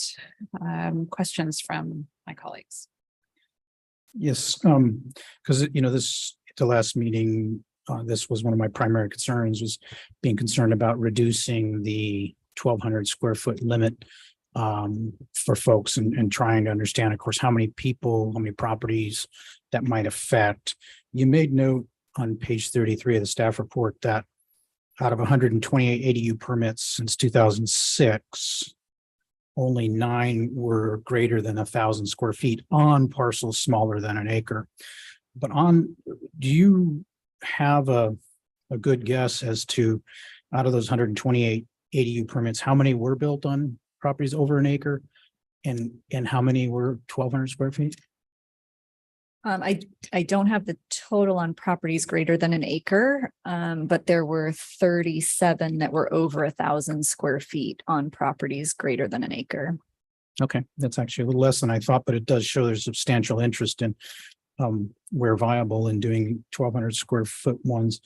And in here, and in particularly in option 2, you talk about, you know, allowing 1,200 square feet on the acre, you know, properties over an acre. Although I thought we were changing it to 0.75 if there were some other criteria that were met. But 3 bedrooms in terms of that requirement. You mentioned about that, you know, affordability, meeting RENA requirements, regional housing needs allocation for the public. Haven't we met our requirement in the sense that we have zoned in our housing element sufficient properties to allow for affordable units to be built if the market then builds them? We have the land potentially and the zoning to do it. That's one of several criteria, but we still have to show that we've got production and that we can meet our quota over time. And we're getting there. We're slowly making our way. We have a really hard time with the low and very low and extremely low. We have always beat our quota on the moderate. And so with the state now saying that we could count half of these towards low, if we can continue to demonstrate that they really meet that, that's huge in helping us get there. But from the state's perspective, you can only count 1,200-foot ADUs if they have 3 bedrooms. No, it's not exactly that cut and dry. It might help us if all of these had 3 bedrooms in them, because the affordability levels that they rent for are, the allowable amounts are higher for a 3 bedroom. But we still think that if we have 1,200 square foot ADUs on these nicer properties, that they're probably going to be in the moderate level, not in the low or very low level, even if they have 3 bedrooms. So it's not a guarantee. It might help us a little bit to maintain affordability. But we're talking about telling somebody what kind of house, that they've got to have 3 bedrooms in a 1,200-foot structure, just because it might help the city meet an administrative requirement from the state. That might help, right? Because you're talking about applying this on acreage properties, where there's tons of room for setbacks, et cetera. And then we're going to tell somebody, no, if you're going to build 1,200 square foot ADU, it's got to have 3 bedrooms. And a lot of them do end up with 3 bedrooms anyway. Sure, I understand that, but that's depends on what they're building the ADU for. And any ADU built, creates housing. So I'm just having a hard time wrapping my head around how this is the 3 bedroom thing being, what's the impetus behind it. And It's just one more step towards affordability in that direction that the state wants us to go. Okay. All right. Well, thank you for the answer. Got it. I think, Director, what you said at our last meeting is we were saying that after this 6th RENA cycle, which will go through 2028, then we'll be able to do a review, which I think you said SLOCOG will be doing, of, actual affordability and seeing if what we have said is affordable, what we're assuming is affordable, actually plays out and is affordable. And so I think what I'm hearing you say is that there's a much stronger likelihood that 1,200 square feet with 3 bedroom would qualify as affordable because you're able to obviously house more individuals, and the rent, per person or however that's calculated as affordable, would be more likely with that situation than would be, say, a 1 or 2 bedrooms home in a 1,200 square feet. Each bedroom you add has higher thresholds for what is low and very low and moderate. So certainly, and in future, each city will have to do their own analysis. Right now, we're relying on a countywide analysis that was done, and the state was okay with that. But in the future, we'll have to do an Atascadero specific analysis to demonstrate what ADUs are renting for. And we'll have to come up with that data to justify it to the state. Councilmember Funk. Yeah, so continuing on that theme, with if somebody builds a 1,200 square foot ADU and they only want 2 bedrooms in or 1 bedroom because they want to do a big art studio or some other sort of thing they've got going on. If we have enough other people that build ADUs, if they're doing 1,200 square feet, that they have 3 bedrooms in them, does it matter that somebody doesn't? What's the downside? Well, each expensive ADU that's out there that potentially is, renting for a higher amount or is more valuable is going to begin to erode the data. But certainly, yeah, it may balance itself out. If we get a whole bunch of 400 square foot ADUs and we get, a few 1,000 square foot and we get just even fewer 1,200, then it may balance itself out. The incentives are definitely geared towards the 749 and less because of the development impact fees. Our stock plans that are coming out are all 1,000 square foot or less. That's a huge incentive. There's other incentives for engineering and pad development that's also geared towards smaller accessory dwelling units that will be coming out. So there's a lot of things that'll incentivize that anyway. It's a lot more expensive once you go over 750, and once you go bigger and you've got to do your own plans and everything else. So that potential is probably not going to be as desirable as it was anyway. So that's another consideration. So is the issue the average rental for all the ADUs in the community? And if it's too high, then we lose credit for all of them? Or is the issue that if you have a few of them that are really pricey, they don't count, but everything else does? So what the next study that we are contemplating with SLOCOG to do to prove affordability of ADUs specifically is they're looking at doing a square footage based study. So right now, based on our countywide study, we can just say 50% of all ADUs, regardless of size, are low and 50% are moderate. That will morph into what square footage is considered affordable. Applied to ADUs, there might be some additional information in the study on regular dwelling units too, and a multifamily and an apartment style unit, so that we can start counting some smaller units that are not ADUs towards affordable housing, which would be great. And so when we really tie it to square footage, the larger the unit gets, especially on our larger lots on the west side, we don't see a lot of affordability even at the moderate range with the larger units.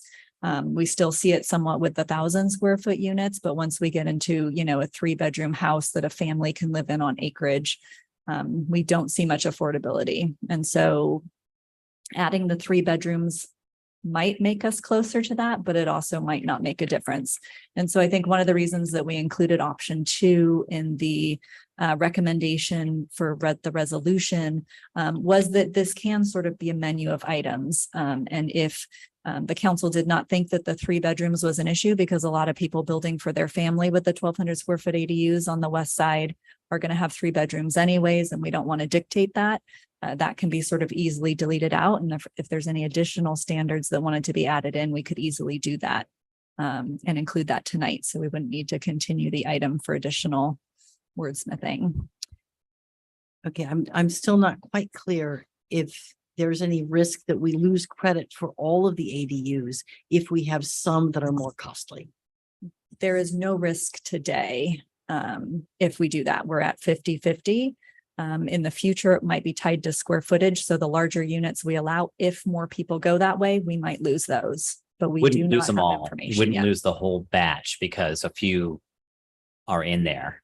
The key is we would have less that we could count towards our arena Right. in the end. So it wouldn't say, okay, we're going to average them all out now, and now you just tip the scales and that's it. Sorry, you're going to have to build some funky different apartments in the south end.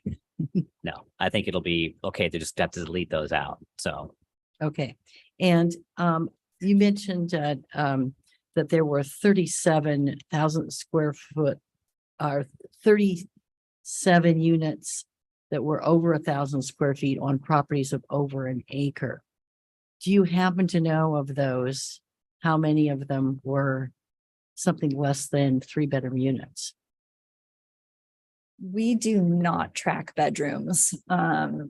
I would say that most of the 1,200 square foot units, probably all of them were 3-bedroom units. But when we get 1,100 square feet, some of those might have been 2 bedrooms, but even those usually come in at 3 bedrooms. Yeah. Okay. Thank you.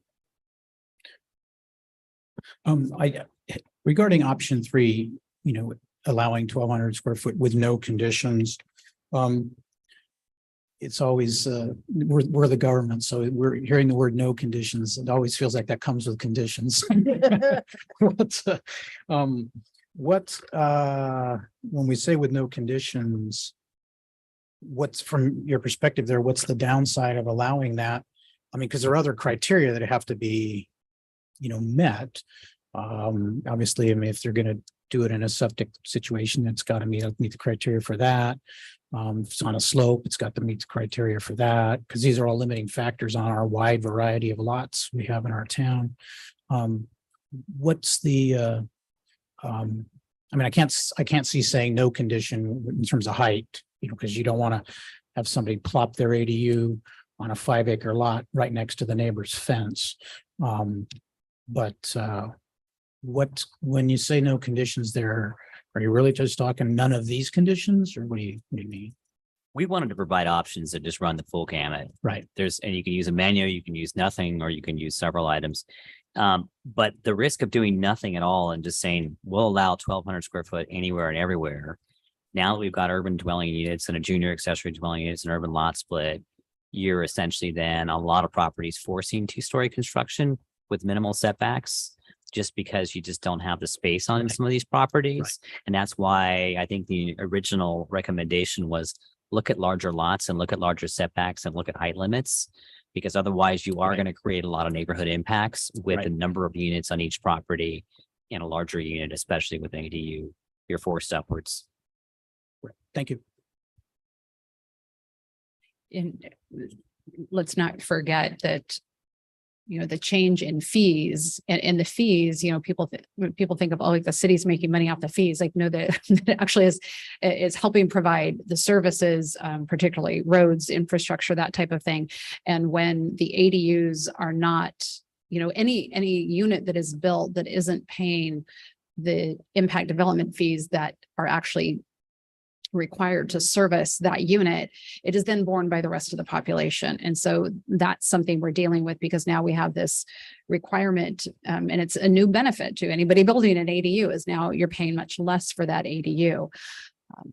Is there, I'm guessing the answer is no, but would there be an option that we said, okay, you could do 1,200, but you would be paying the full impact fee that would be required? Kelly's shaking her head no. So I thought not. It's a no, because the state already preempted us on that. They told us that we have to pay, we cannot pay a fee that's greater than a proportional rate of an average single family residence. So we already have a calculator for that was adopted. And as you said there, while, you know, I know Councilmember Borbo, you're hesitant to take away a benefit that some have had. But now there's a whole new benefit of, you know, UDUs and lot splits and reduced fees. And so I think a lot of that is balancing out. But we'll talk about that more. Any other questions as it relates to the 1,200? All right, seeing none, I think that was the end of it, correct? All right. So now what I'm going to go ahead and do is open up to public comment on this item. If you are on the webinar, go ahead and use that little raise hand icon, and here in the chambers, welcome. Oh, and actually, before you do that, we've already done this in the past, but I want to do it each time. If I could ask my fellow council members if you have any ex parte on this item. Yes, somewhere before or after the last meeting, I think after the last meeting, I did have a conversation with Mr. Oslin at his request on this subject. And I believe somewhere in the past, I've had a discussion with Mr. Max Zappas. And we've received multiple emails that you've probably all received as well. And I did reveal I had a conversation with somebody from the manufactured home sales place in Paso Robles. That's right. I have received the email messages and communications, but don't have anything else in particular to disclose. Same with me. So, right. Thank you. Please feel free, Mr. Oslin. Thank you. Jeff Oslin, resident here in Atascadero. First of all, I want to thank council and I want to thank our city staff, because I think the extra time that they put into this has cleaned a lot of things up and it looks way more professional. So thank you. I only have a few questions and concerns at this point. So first of all, 16 feet in height is kind of a standard on the ADU, and I believe I saw 18 somewhere else. So maybe a clarification on that. When it comes to 4-foot setback or 5-foot setback from a property line, I think somewhere in there a note should be made for people looking at that if you're at 4 feet setback, you have to meet a much more stringent fire code, where at 5 feet you do not from your property line. So just something that maybe we should spell out. The mixed use, I think you should come up with some form of a standard for a maximum ADU, if that's what you're trying to do, like in the commercial zone. That's a pretty good idea, I think. 1,200 square foot, I'm still hot and heavy on keeping that, and I think it should be at 0.75 acres to be consistent with everything else or above, if you have the room to do it, along with a 500 square foot attached garage. This will not affect me one way or another. My permits will be in before the second reading. So therefore, none of this does affect me, but I'm just telling you that makes sense. The next couple things are, what's the definition of a bedroom? What's the square footage minimum of a bedroom? I know a definition by my standard is it has to have a closet, but it doesn't say 100 square feet or 500 square feet. Just a crazy world there. So, you know, I will tell you mine will be 3-bedroom. It doesn't really matter because that makes sense to me. I have a house that is 1,299 square feet. That is a 4-bedroom home. So I don't think it really makes a difference. And I think going to 1,000 square feet is not adequate for those that have the property to do 1,200 square feet, that may have family living there, that may need to do some type of separation if you have 2 in-laws or something of that nature. And then lastly, even on the 749 square foot ADUs, I still think a 2-car garage makes sense, and maybe it's defined if it's set alone and not part of a UDU. Thank you. Thank you, Mr. Oslin. I'm looking to the webinar. If you would like to speak, please do raise your hand. Look, what is overflow room? That's the first time I've seen that. Oh, okay. All right. We got people viewing. Excellent. So last call. Anybody want to raise your hand? Anyone else in chambers wishing to speak? No, seeing none. All right, we'll go ahead and close public comment and bring that back to council. So Mr. Austin's questions, the 16 versus the 18 feet had to do with the 18 feet, I think was on multifamily. Correct. 4 feet versus 5 feet in the setback and the fire code, stringent fire code. Maybe you could speak to that and without where that would be. Yeah, there are some additional standards when you go less than a 5-foot setback in terms of how many openings you can have and what those openings look like. So a lot of structures that are less than 5 feet to a property line can't have operable windows and can't have certain features like that, but of course can still be constructed to meet residential standards. And I think the question though is that will somebody know that as they're doing this and making their plans, or are they going to say, oh, I can do a 16-foot and be 4 feet and put this whole thing together and then come in and nope, you can't have that window. You can't. Yeah, I think because that's a part of building code, which has its own amendment process, we wouldn't want to necessarily codify that because we do then have some inconsistencies when the building code changes and some of their rules do relax over time. But as Phil said, as part of our sort of brochure and handouts, we will be including that information. Perfect. And got your input on the other things. A 749 square foot 2-car garage, making sense. I don't think we're able to. Well, we can't dictate parking in something like that, but in a 700, since Mr. Awesome brings up in a 749 and under square foot ADU, what size garage is that? The 300 square foot that someone could build? Correct. Yeah. Okay. All right. Thank you.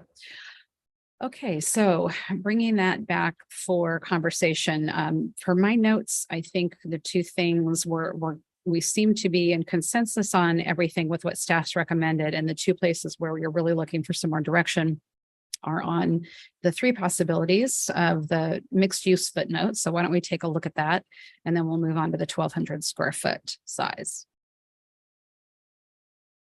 So hearing from both of my colleagues and what you had to say this evening, it sounds like you might want to be considering something more like a footnote 3. Would you bring up footnote 3? Or I was calling it 3, I guess the third option, not footnote 3. But you know, what is your sense of where you'd like to be, Councilmember Funk? No, we're looking at the mixed use criteria or. Correct. Okay. And the accessibility and the Right, okay. three potential footnotes. And so one would be saying, hey, you just need to meet the state requirement, which, you know, currently is a powder room.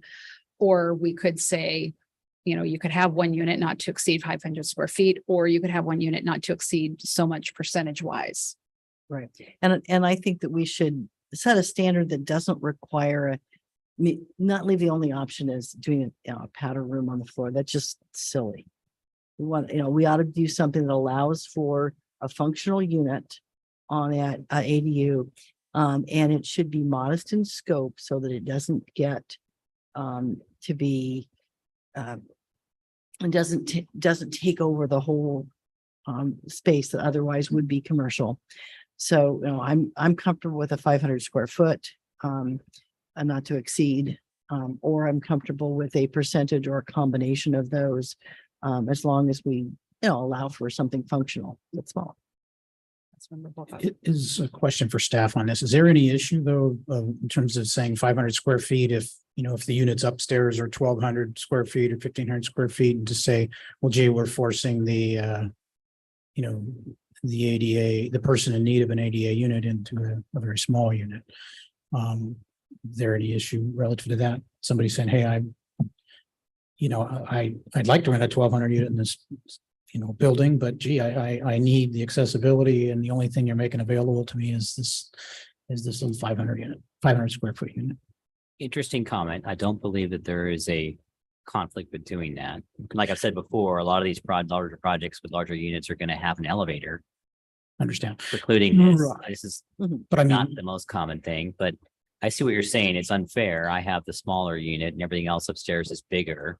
yeah, somebody Which might might be the make that case. argument, but can we set this up so that if there is an elevator, then you don't, need to have this ability to do an You wouldn't ADA have, unit? you wouldn't have this if you had an elevator. Right. Anyway, You wouldn't. you would, So my other question, need because it. the other option, as the mayor noted, is a percentage of the ground floor, because you don't want too much of the ground floor turned into residential.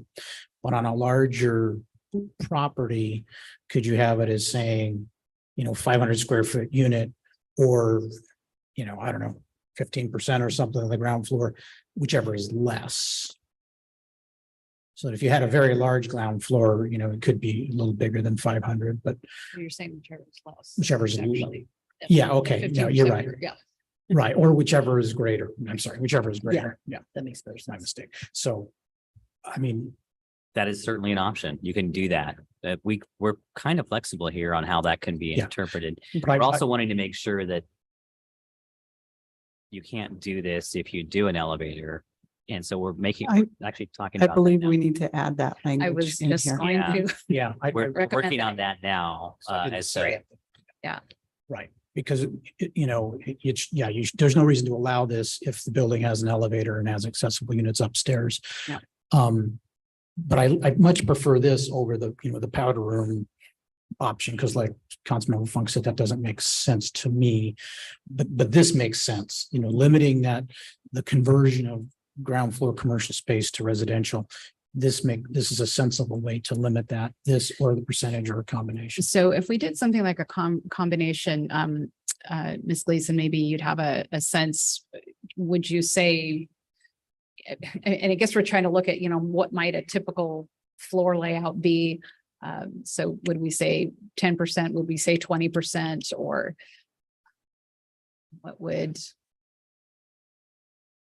500 square feet, or, the 10%, 20%, whichever is greater. 500 square feet would be 10% of a We'll think 5,000 about square that. foot Right, first right, floor. of course. So maybe 15% or something. I don't know. What did staff think on that?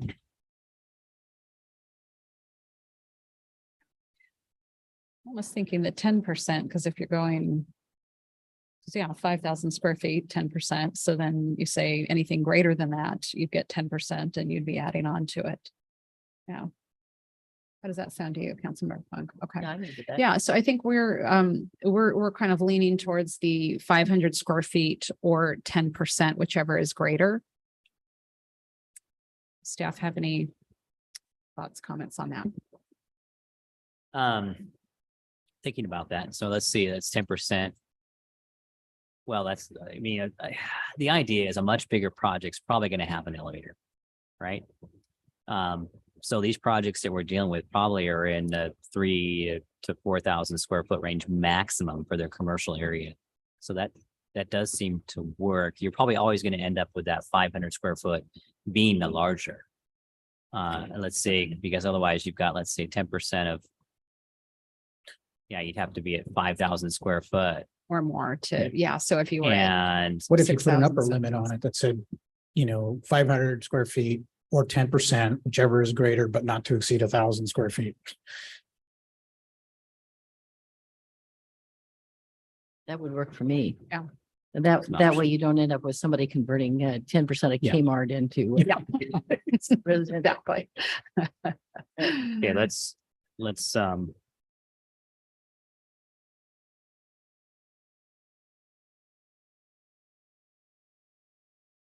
okay, we'll work on language while we talk about the next Okay. item of discussion, because we also have to add the elevator exclusion onto this, which we Yes. have, which is if a Yes. project doesn't have an elevator Yeah. and needs to comply with And we ADA. can absolutely take a break after we have the 1,200 discussion and Yeah, we'll work it out right now. It'll just Okay. take a second and Okay. let's go to the next discussion. sure thing. Okay, so on the 1,200 square foot, we're going to need to come to some consensus here. Because the intention with the changes that have come down for ADUs over the last, particularly 2 years, 2 to 3 years, is geared towards affordable housing. So even if you have someone that says, hey, I'm on 3/4 of an acre and I'm not concerned with building affordable housing. I want to build a nice unit that I can, rent out to somebody and it's upscale or whatever. It doesn't matter. Like that's use of their own personal property. Yet, unfortunately, the requirements that are coming in is that's not what's wanted. What's wanted is affordability and understandably, so we're trying to balance those things. And because of that desire for affordable housing, we now have all of these incentives, and the incentives are things that are all in the favor of the homeowner or the developer, which is great. Yet the downside to that is there is a cost at a community level, at a neighborhood level, at a city level. And so, Councilmember Borbo, I've heard you say publicly, concerned about taking away a benefit. I think a lot of the folks with the 1,200 square feet would be able to do, there are many that would be able to do a lot split and have a UDU, or basically have 4 units on a current property. Anyone out on the west side is going to have well over an acre and could do a 1,200 square feet. So I don't know that limiting the 1,200 square foot to an acre or more is going to affect that many people.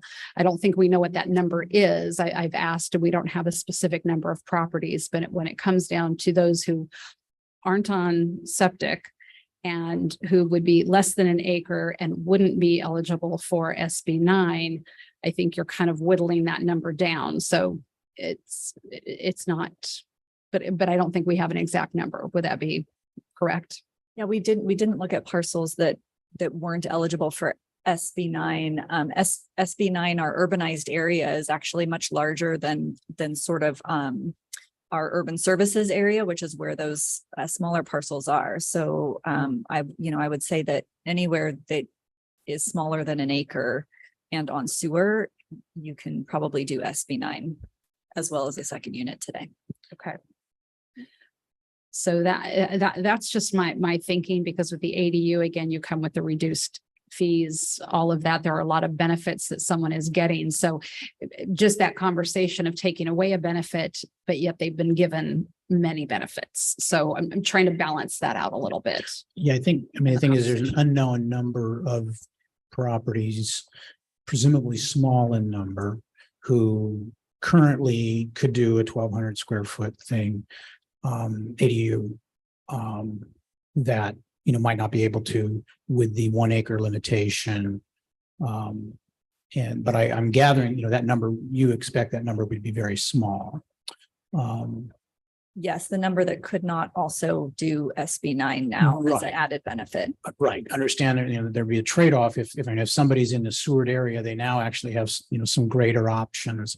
But there are some potential property owners who now currently could build a 1,200 square foot ADU. But they don't, they're not served by sewer and therefore there would not be UDU or SB 9 lot split eligible. So I am very concerned about those. The only comfort I take is that, you're indicating that's a very small number of potentials. Let me clarify. We looked at parcels that were less than an acre that are zoned residential. There are about 2,500 of those parcels. Right now, I think about 800 or so were less than a quarter of an acre, 800 were less than half an acre, and the remaining ones were less between a half acre and an acre. All of those, or the vast majority of those parcels, vast majority of those parcels are now eligible for SB 9. We don't have a lot of small lots that are not eligible for SB 9. Right. But all of those right now are in theory, maybe not practically, in theory eligible to build a 1,200 square foot ADU. Right, but for practical reasons, they may not be because of slope, just configuration of the lot, et cetera, et cetera. Understand. I mean, so that presumably the number is very few. I am concerned about that. My greater concern on this issue that we're discussing here this evening is this wanting to mandate 3 bedrooms. That I just don't see that because we're talking about somebody has plenty of land. They're not eligible for SB 9 lot splits because they're in a non-Seward area on acreage, primarily out on the west side. And they, want to build an ADU for family members, maybe to rent out, whatever. But I mean, I have 1,000 square foot ADU, which was built right before the allowance went up to 1,200.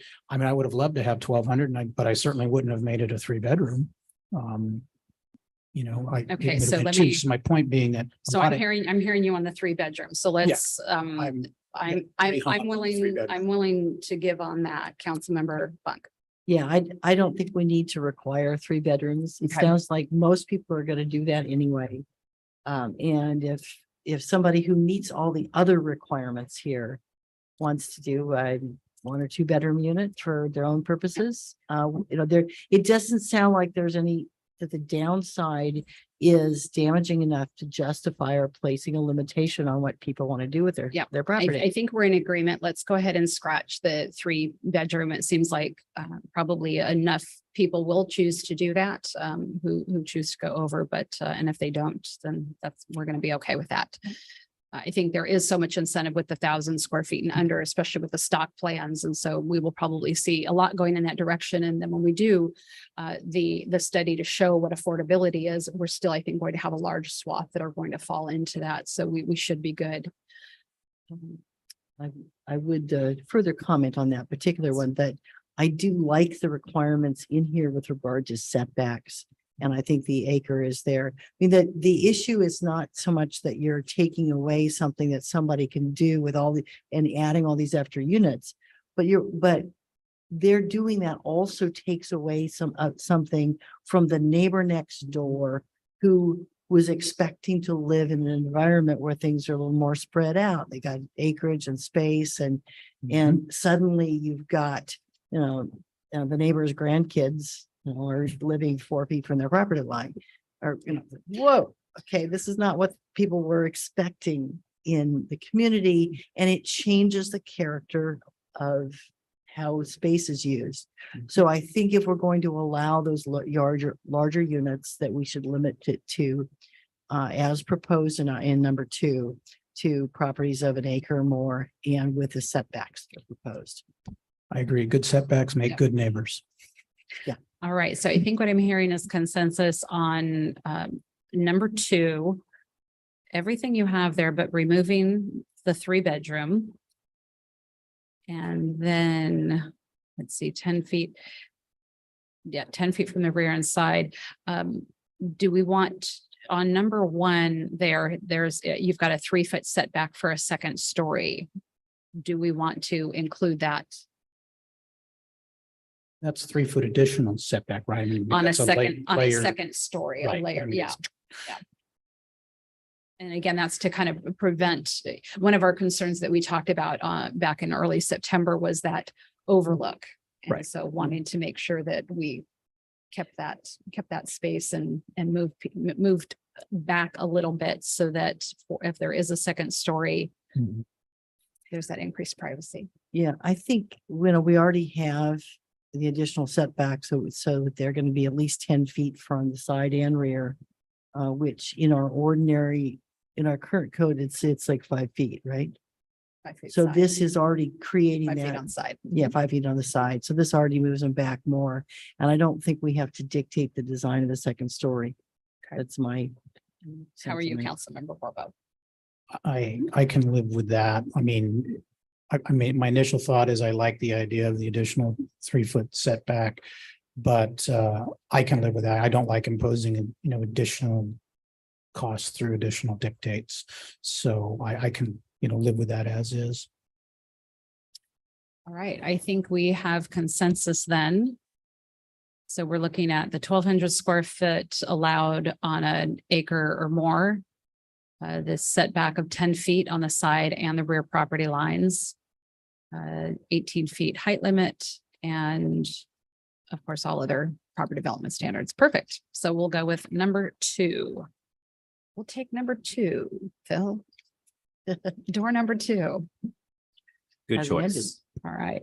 Do you need a little time to go over the mixed use, or do you want to bring I that think back we're up? ready. Okay. Do you want to bring that back up for us? I could bring that back. All right, let me see if I've got this wording. Laura has it as well, if she'd like to read it, but I'm gonna go ahead and try. Let's see what we've got here. Oh, go ahead. Let's see what she's got. It's not what you see on the screen, so I'll It's not. rewrite it. Oh, It's residential uses allowed only on second and third floors if a project is required to comply with the Americans with Disability Act. If no elevator is provided, one accessible unit not to exceed the greater of 500 square feet or 10% of the size of the required ground floor commercial space may be located on a ground floor. So Sounds we good. we added caveat that it not exceed 1,000 square feet.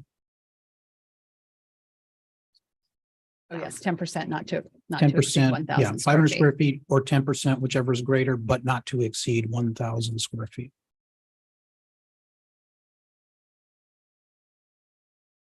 Yeah, thank you for that. Yes. Again, Kmart, right? They put a Right. second story on and pretty soon.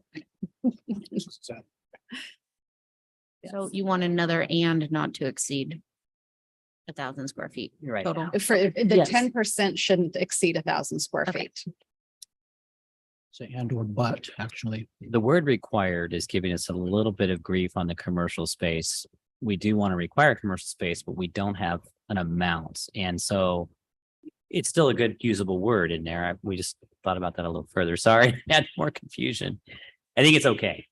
But Could it Maybe. just be 10% or 500 square feet of the ground floor? of the ground floor or in conjunction with the ground floor commercial space, like I originally had it, maybe that's rather than How about, required. how about we do this? How about we take a break? And let's just make sure Sorry you guys about are the good. last No, minute thing. no need to apologies. stretch You've it. done, I'm gonna you've write done this a out. really tremendous job on all of this. So we are at, Okay, let's see, 8:11. Why don't we go till about 8:20 and then we'll be ready. And then Councilmember Darris can get ready to race up here.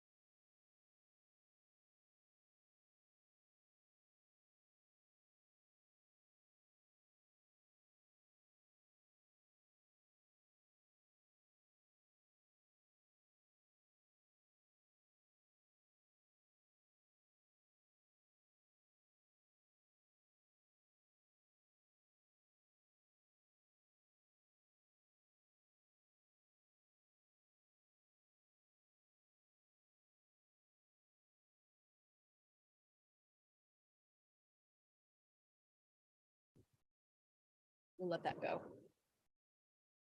All right, council is back from a brief break. And I think staff has has the wording for us on mixed use. Yes, we'll put it up on the screen. Charles, I did just want to confirm we did a little bit of mapping and there are no parcels on sewer less than an acre outside the urbanized area. So all of those properties would now be eligible for SB 9. Thank you.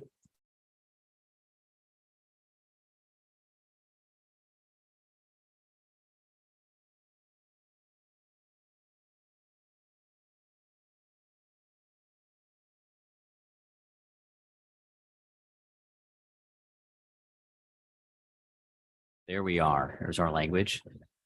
And essentially it says residential uses allowed only on second and third floors if a project is required to comply with the Americans with Disabilities Act and doesn't have an elevator. One accessible unit may be located on a ground floor in conjunction with ground floor commercial space, not to exceed the greater of 500 square feet or 10% of the size of the commercial space, or not to exceed 1,000 square feet. Well done. And I like that you have may, because then they can, if somebody doesn't want to do the unit, they can simply comply with the ADA building requirements and, all right. We have Yes. census, we're good. Gold star is all. All right. So I am ready for someone to make a motion. And if you want to put that motion up there.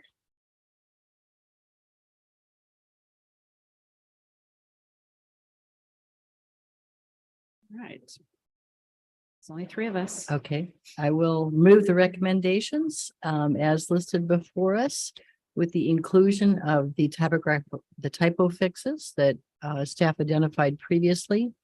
And as amended by removing item B on the mixed use language, that would be I think we can say just adding yeah, the with the new amendments. mixed use language read by the city clerk. Yeah, Or by the, Right, Okay. but then I think she's also mentioning B from the 1,200 square foot, the provided language, Removing the 3-bedroom the requirement. 3-bedroom. right, that, requirement. right, that's what I'm, Oh, that's, is that where you right, are? that's Oh, what, okay, that was got what it. I was trying to do. I Item see. B in the mixed, got it. eliminating the 3-bedroom requirement. And on the square. Okay, which page? Where's our 1,200 square foot? That's the one you just, That's what you that's just did. Okay. 9-5. We've 05082. covered that one together. Okay, So, okay. I think. and that- then I think you could just say, and then changing the language for the footnote in ordinance B is enough too. Okay, and changing the language of the footnote in ordinance B as displayed by staff during the meeting. And I do see our city attorney. Did you have something to say before we finish out our motion? No, I'm sure Laura's going to tell you this, but she needs to read the ordinance by title. Yes, thank you. Yeah, I will second the motion. All right, we've got a motion by Councilmember Funk and a second by Councilmember Borbeau. And I will now ask the city clerk to read the title of the ordinance. Thank you. Draft ordinance A, an ordinance of the city council of the city of Atascadero, California, amending Title 9, planning and zoning to repeal and replace Chapter 5, accessory dwelling units of the Atascadero Municipal Code, and draft ordinance B, an ordinance of the city council of the city of Atascadero, California, amending sections 9-3.330, 9-3.490, 9-3.500, 9-3.651, 9-3.662, 9-3.679, 9-3.677, 9-4.106, 9-4.107, 9-4.1089, 9-4.116, 9-4.128, 9-6.103, 9-6.106, 9-9.102. of Title IX, Planning and Zoning of the Atascadero Municipal Code for consistency with state regulations regarding accessory dwelling units and urban dwelling units. I think you need a drink of water after that. Councilmember Borbo, Yes. Councilmember Funk, Yes. Mayor Moreno, Yes, ma'am. motion passes. Thank you.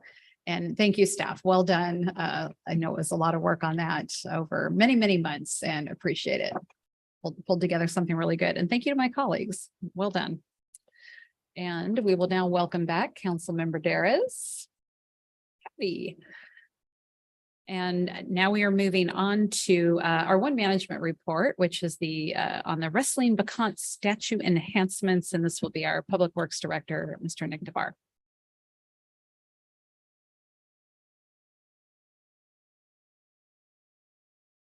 Thank you, Mayor Moreno. Let me get my screen pulled up here.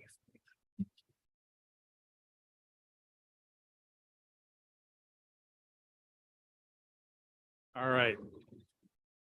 So this item should be maybe about half the time of the previous. I'm just kidding. Should be a pretty quick item here. We know you, Nick, so you scare us when you say that. Try to do this. The chief is right next to you and he can use an elbow if need Maybe the be. clerk could put the 3-minute timer on.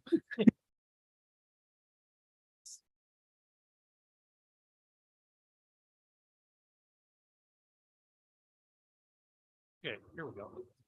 All right, so a little history on the maiden statue.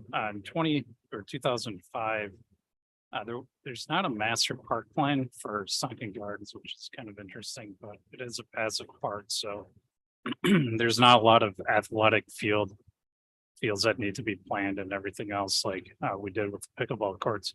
But there was a concept plan that was adopted by council, and that was during the downtown enhancement projects.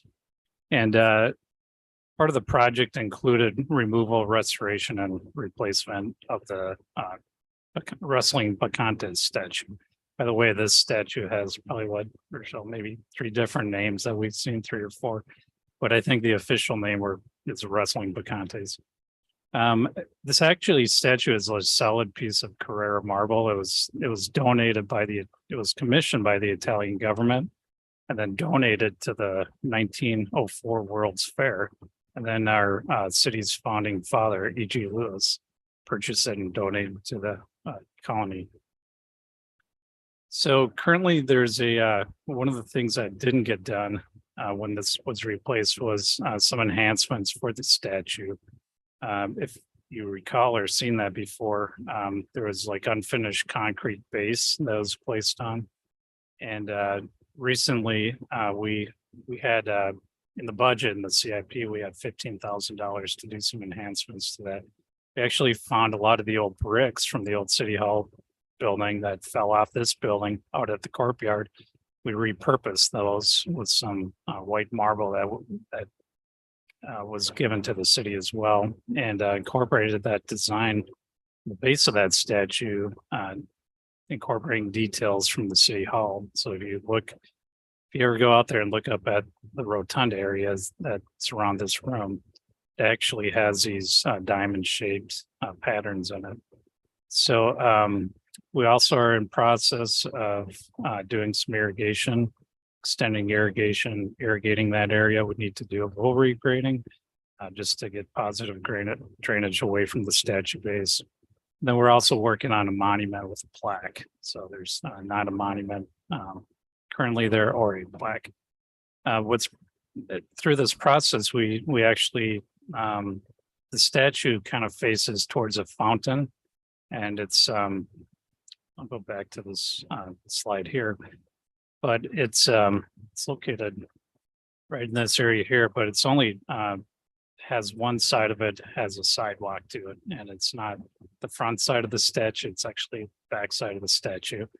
And so we got thinking about for maintenance and landscaping and everything else, and just being able to let people walk around the statue and provide an accessible pathway. We thought it might be nice to put a little very narrow sidewalk around it just to provide some access. So here's a little schematic of what we're proposing to do. It's a 4 foot wide sidewalk. It actually has on the two corners, the reverse curve bulb out. Kind of matches some of the design in the sidewalk in Sunken Gardens and around the corners of sidewalk corners around the block. But what it would do, it would really help us out a little bit more with some maintenance activities. So when we're when our guys are mowing the park, a lot of times it's easier to mow around if you have a sidewalk to mow up against. It also doesn't blow a lot of that cut grass into the planting areas. And maybe reseed if you see some of the new trees we planted out there, the coast redwoods. They've got grass growing up in the mulch area just because they're right next to the turf. It would also help with some of the irrigation overspray. So currently, it's hard to maintain and contain that irrigation into the turf areas, but having a little 4 foot buffer from that planting area in the statue would assist us in making sure we water the grass and keeping it off the statue. The hard water that we have in town too also could stain some of that brick. So, but I think most importantly, we want to encourage visitors to our town that, allow them to have a pathway to walk around the statue and, see all four sides of it. So, learn about the history of it as well. So that plaque will give some more detail. Here's a couple photos we have currently as it exists today. So it would be basically 3 sides, putting that concrete sidewalk around that. So really tonight, recommendations are pretty simple. Just staff's looking to have council approve the addition of a viewing sidewalk around the wrestling Bacante statue and add that to the Sunken Gardens concept plan. Then also authorize the Director of Administrative Services to reallocate $7,000 in 2010 bond proceeds, master agreement funds to the wrestling Bacantes project from Centennial Bridge and Plaza project. So we did have some remaining funds from that project that we're looking just to reallocate. And the cost of the sidewalk, actually the brickwork was very reasonable. Our mason that we hired was, I think, was like $3,500. Some plantings. We just want to make sure we have enough to do that sidewalk. So we are looking for $7,000, and I'm quite confident that we'll complete this project. So with that, I can take any questions you have. Thank you, Director. And these are funds, as you said, part of the 2010 bond proceeds that have to be used for certain projects. And this is one of those projects. So we can't just take it and, give it to Echo or, something like that. This isn't money that is fungibly be used in any way we want. Yes, that's Okay. correct. Thank you. Any council questions? Nope, see none. I will go ahead and open up to public comment. And if there's anyone wishing to speak, you can go ahead and raise your hand. I am not seeing anyone. We will bring it back to council and I will look for discussion or a motion. I will move that we approve staff's recommendation to add the sidewalk and authorize the Director of Administrative Services to reallocate the necessary funds. I'll second. We have a motion by Councilmember Barbeau, a second by Councilmember Daris. Roll call, please. Councilmember Borbo, Yes. Councilmember Daris, Yes. Councilmember Funk, Yes. Mayor Moreno. Yes, ma'am. Motion passes. Thank you. We're on to individual council announcements and committee reports. I will start with Councilmember Daris. I don't really have anything to report other than I was privileged, I should say, to go to a luncheon this afternoon for Capslow's employees recognition for years served. They shortened it. They did 20 and under, I guess, a couple of weeks ago via Zoom, but there were 4 or 5 employees that were getting their 25 years and one for 45 years, which is pretty remarkable. So they have obviously have some longevity. Capslow does a lot of great things throughout our counties, and they're very much appreciated from the employees, of course. Thank you. Yeah, the only thing I'd comment on is the Integrated Waste Management Authority established a program to help to subsidize purchases of compost so that can then be credited to all the jurisdictions, including ours, as meeting their compost procurement requirement or their organic procurement requirement.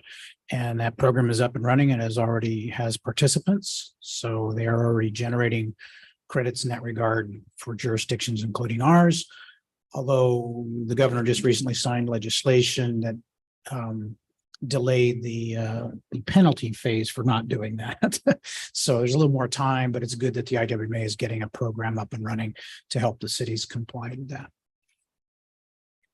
And you did attend a countywide mayor's meeting in my state. I did attend the countywide mayor's meeting last Friday on behalf of Mayor Moreno, and nothing great consequence to report, but I will Thank you. discuss a little more with you directly.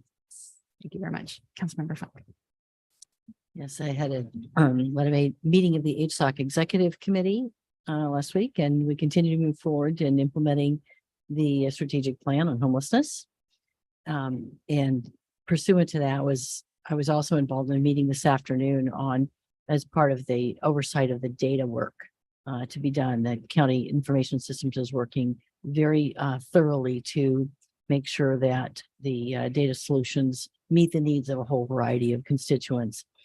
And you know what? It's a really complicated process to get people out of homelessness. There are a whole lot of pieces of it involved. And so they're getting an education in that complexity. And the Atascadero Basin Groundwater Sustainability Agency met this afternoon, and it was such a fast on routine business, just checking in. It was such a fast meeting that I was trying to sign in from Zoom from the other meeting, and it was all right. Missed it. It was all done by the time I could get the Zoom connection. So, that was. I think we had a great controversy on approving the minutes. That's as quick as Director DeBar's report tonight. Very well done. And I actually have nothing of note to report. I'll have RTA next week. And thank you to Councilmember Borbo for attending the Countywide Mayor's Roundtable meeting on my behalf. And with that, I will see if there are any individual determinations. I would just make a note that ballots are out and encourage people to participate in the civic process and get them in by November 8th. November 8th. Yes, please do vote. And with that, meeting adjourned.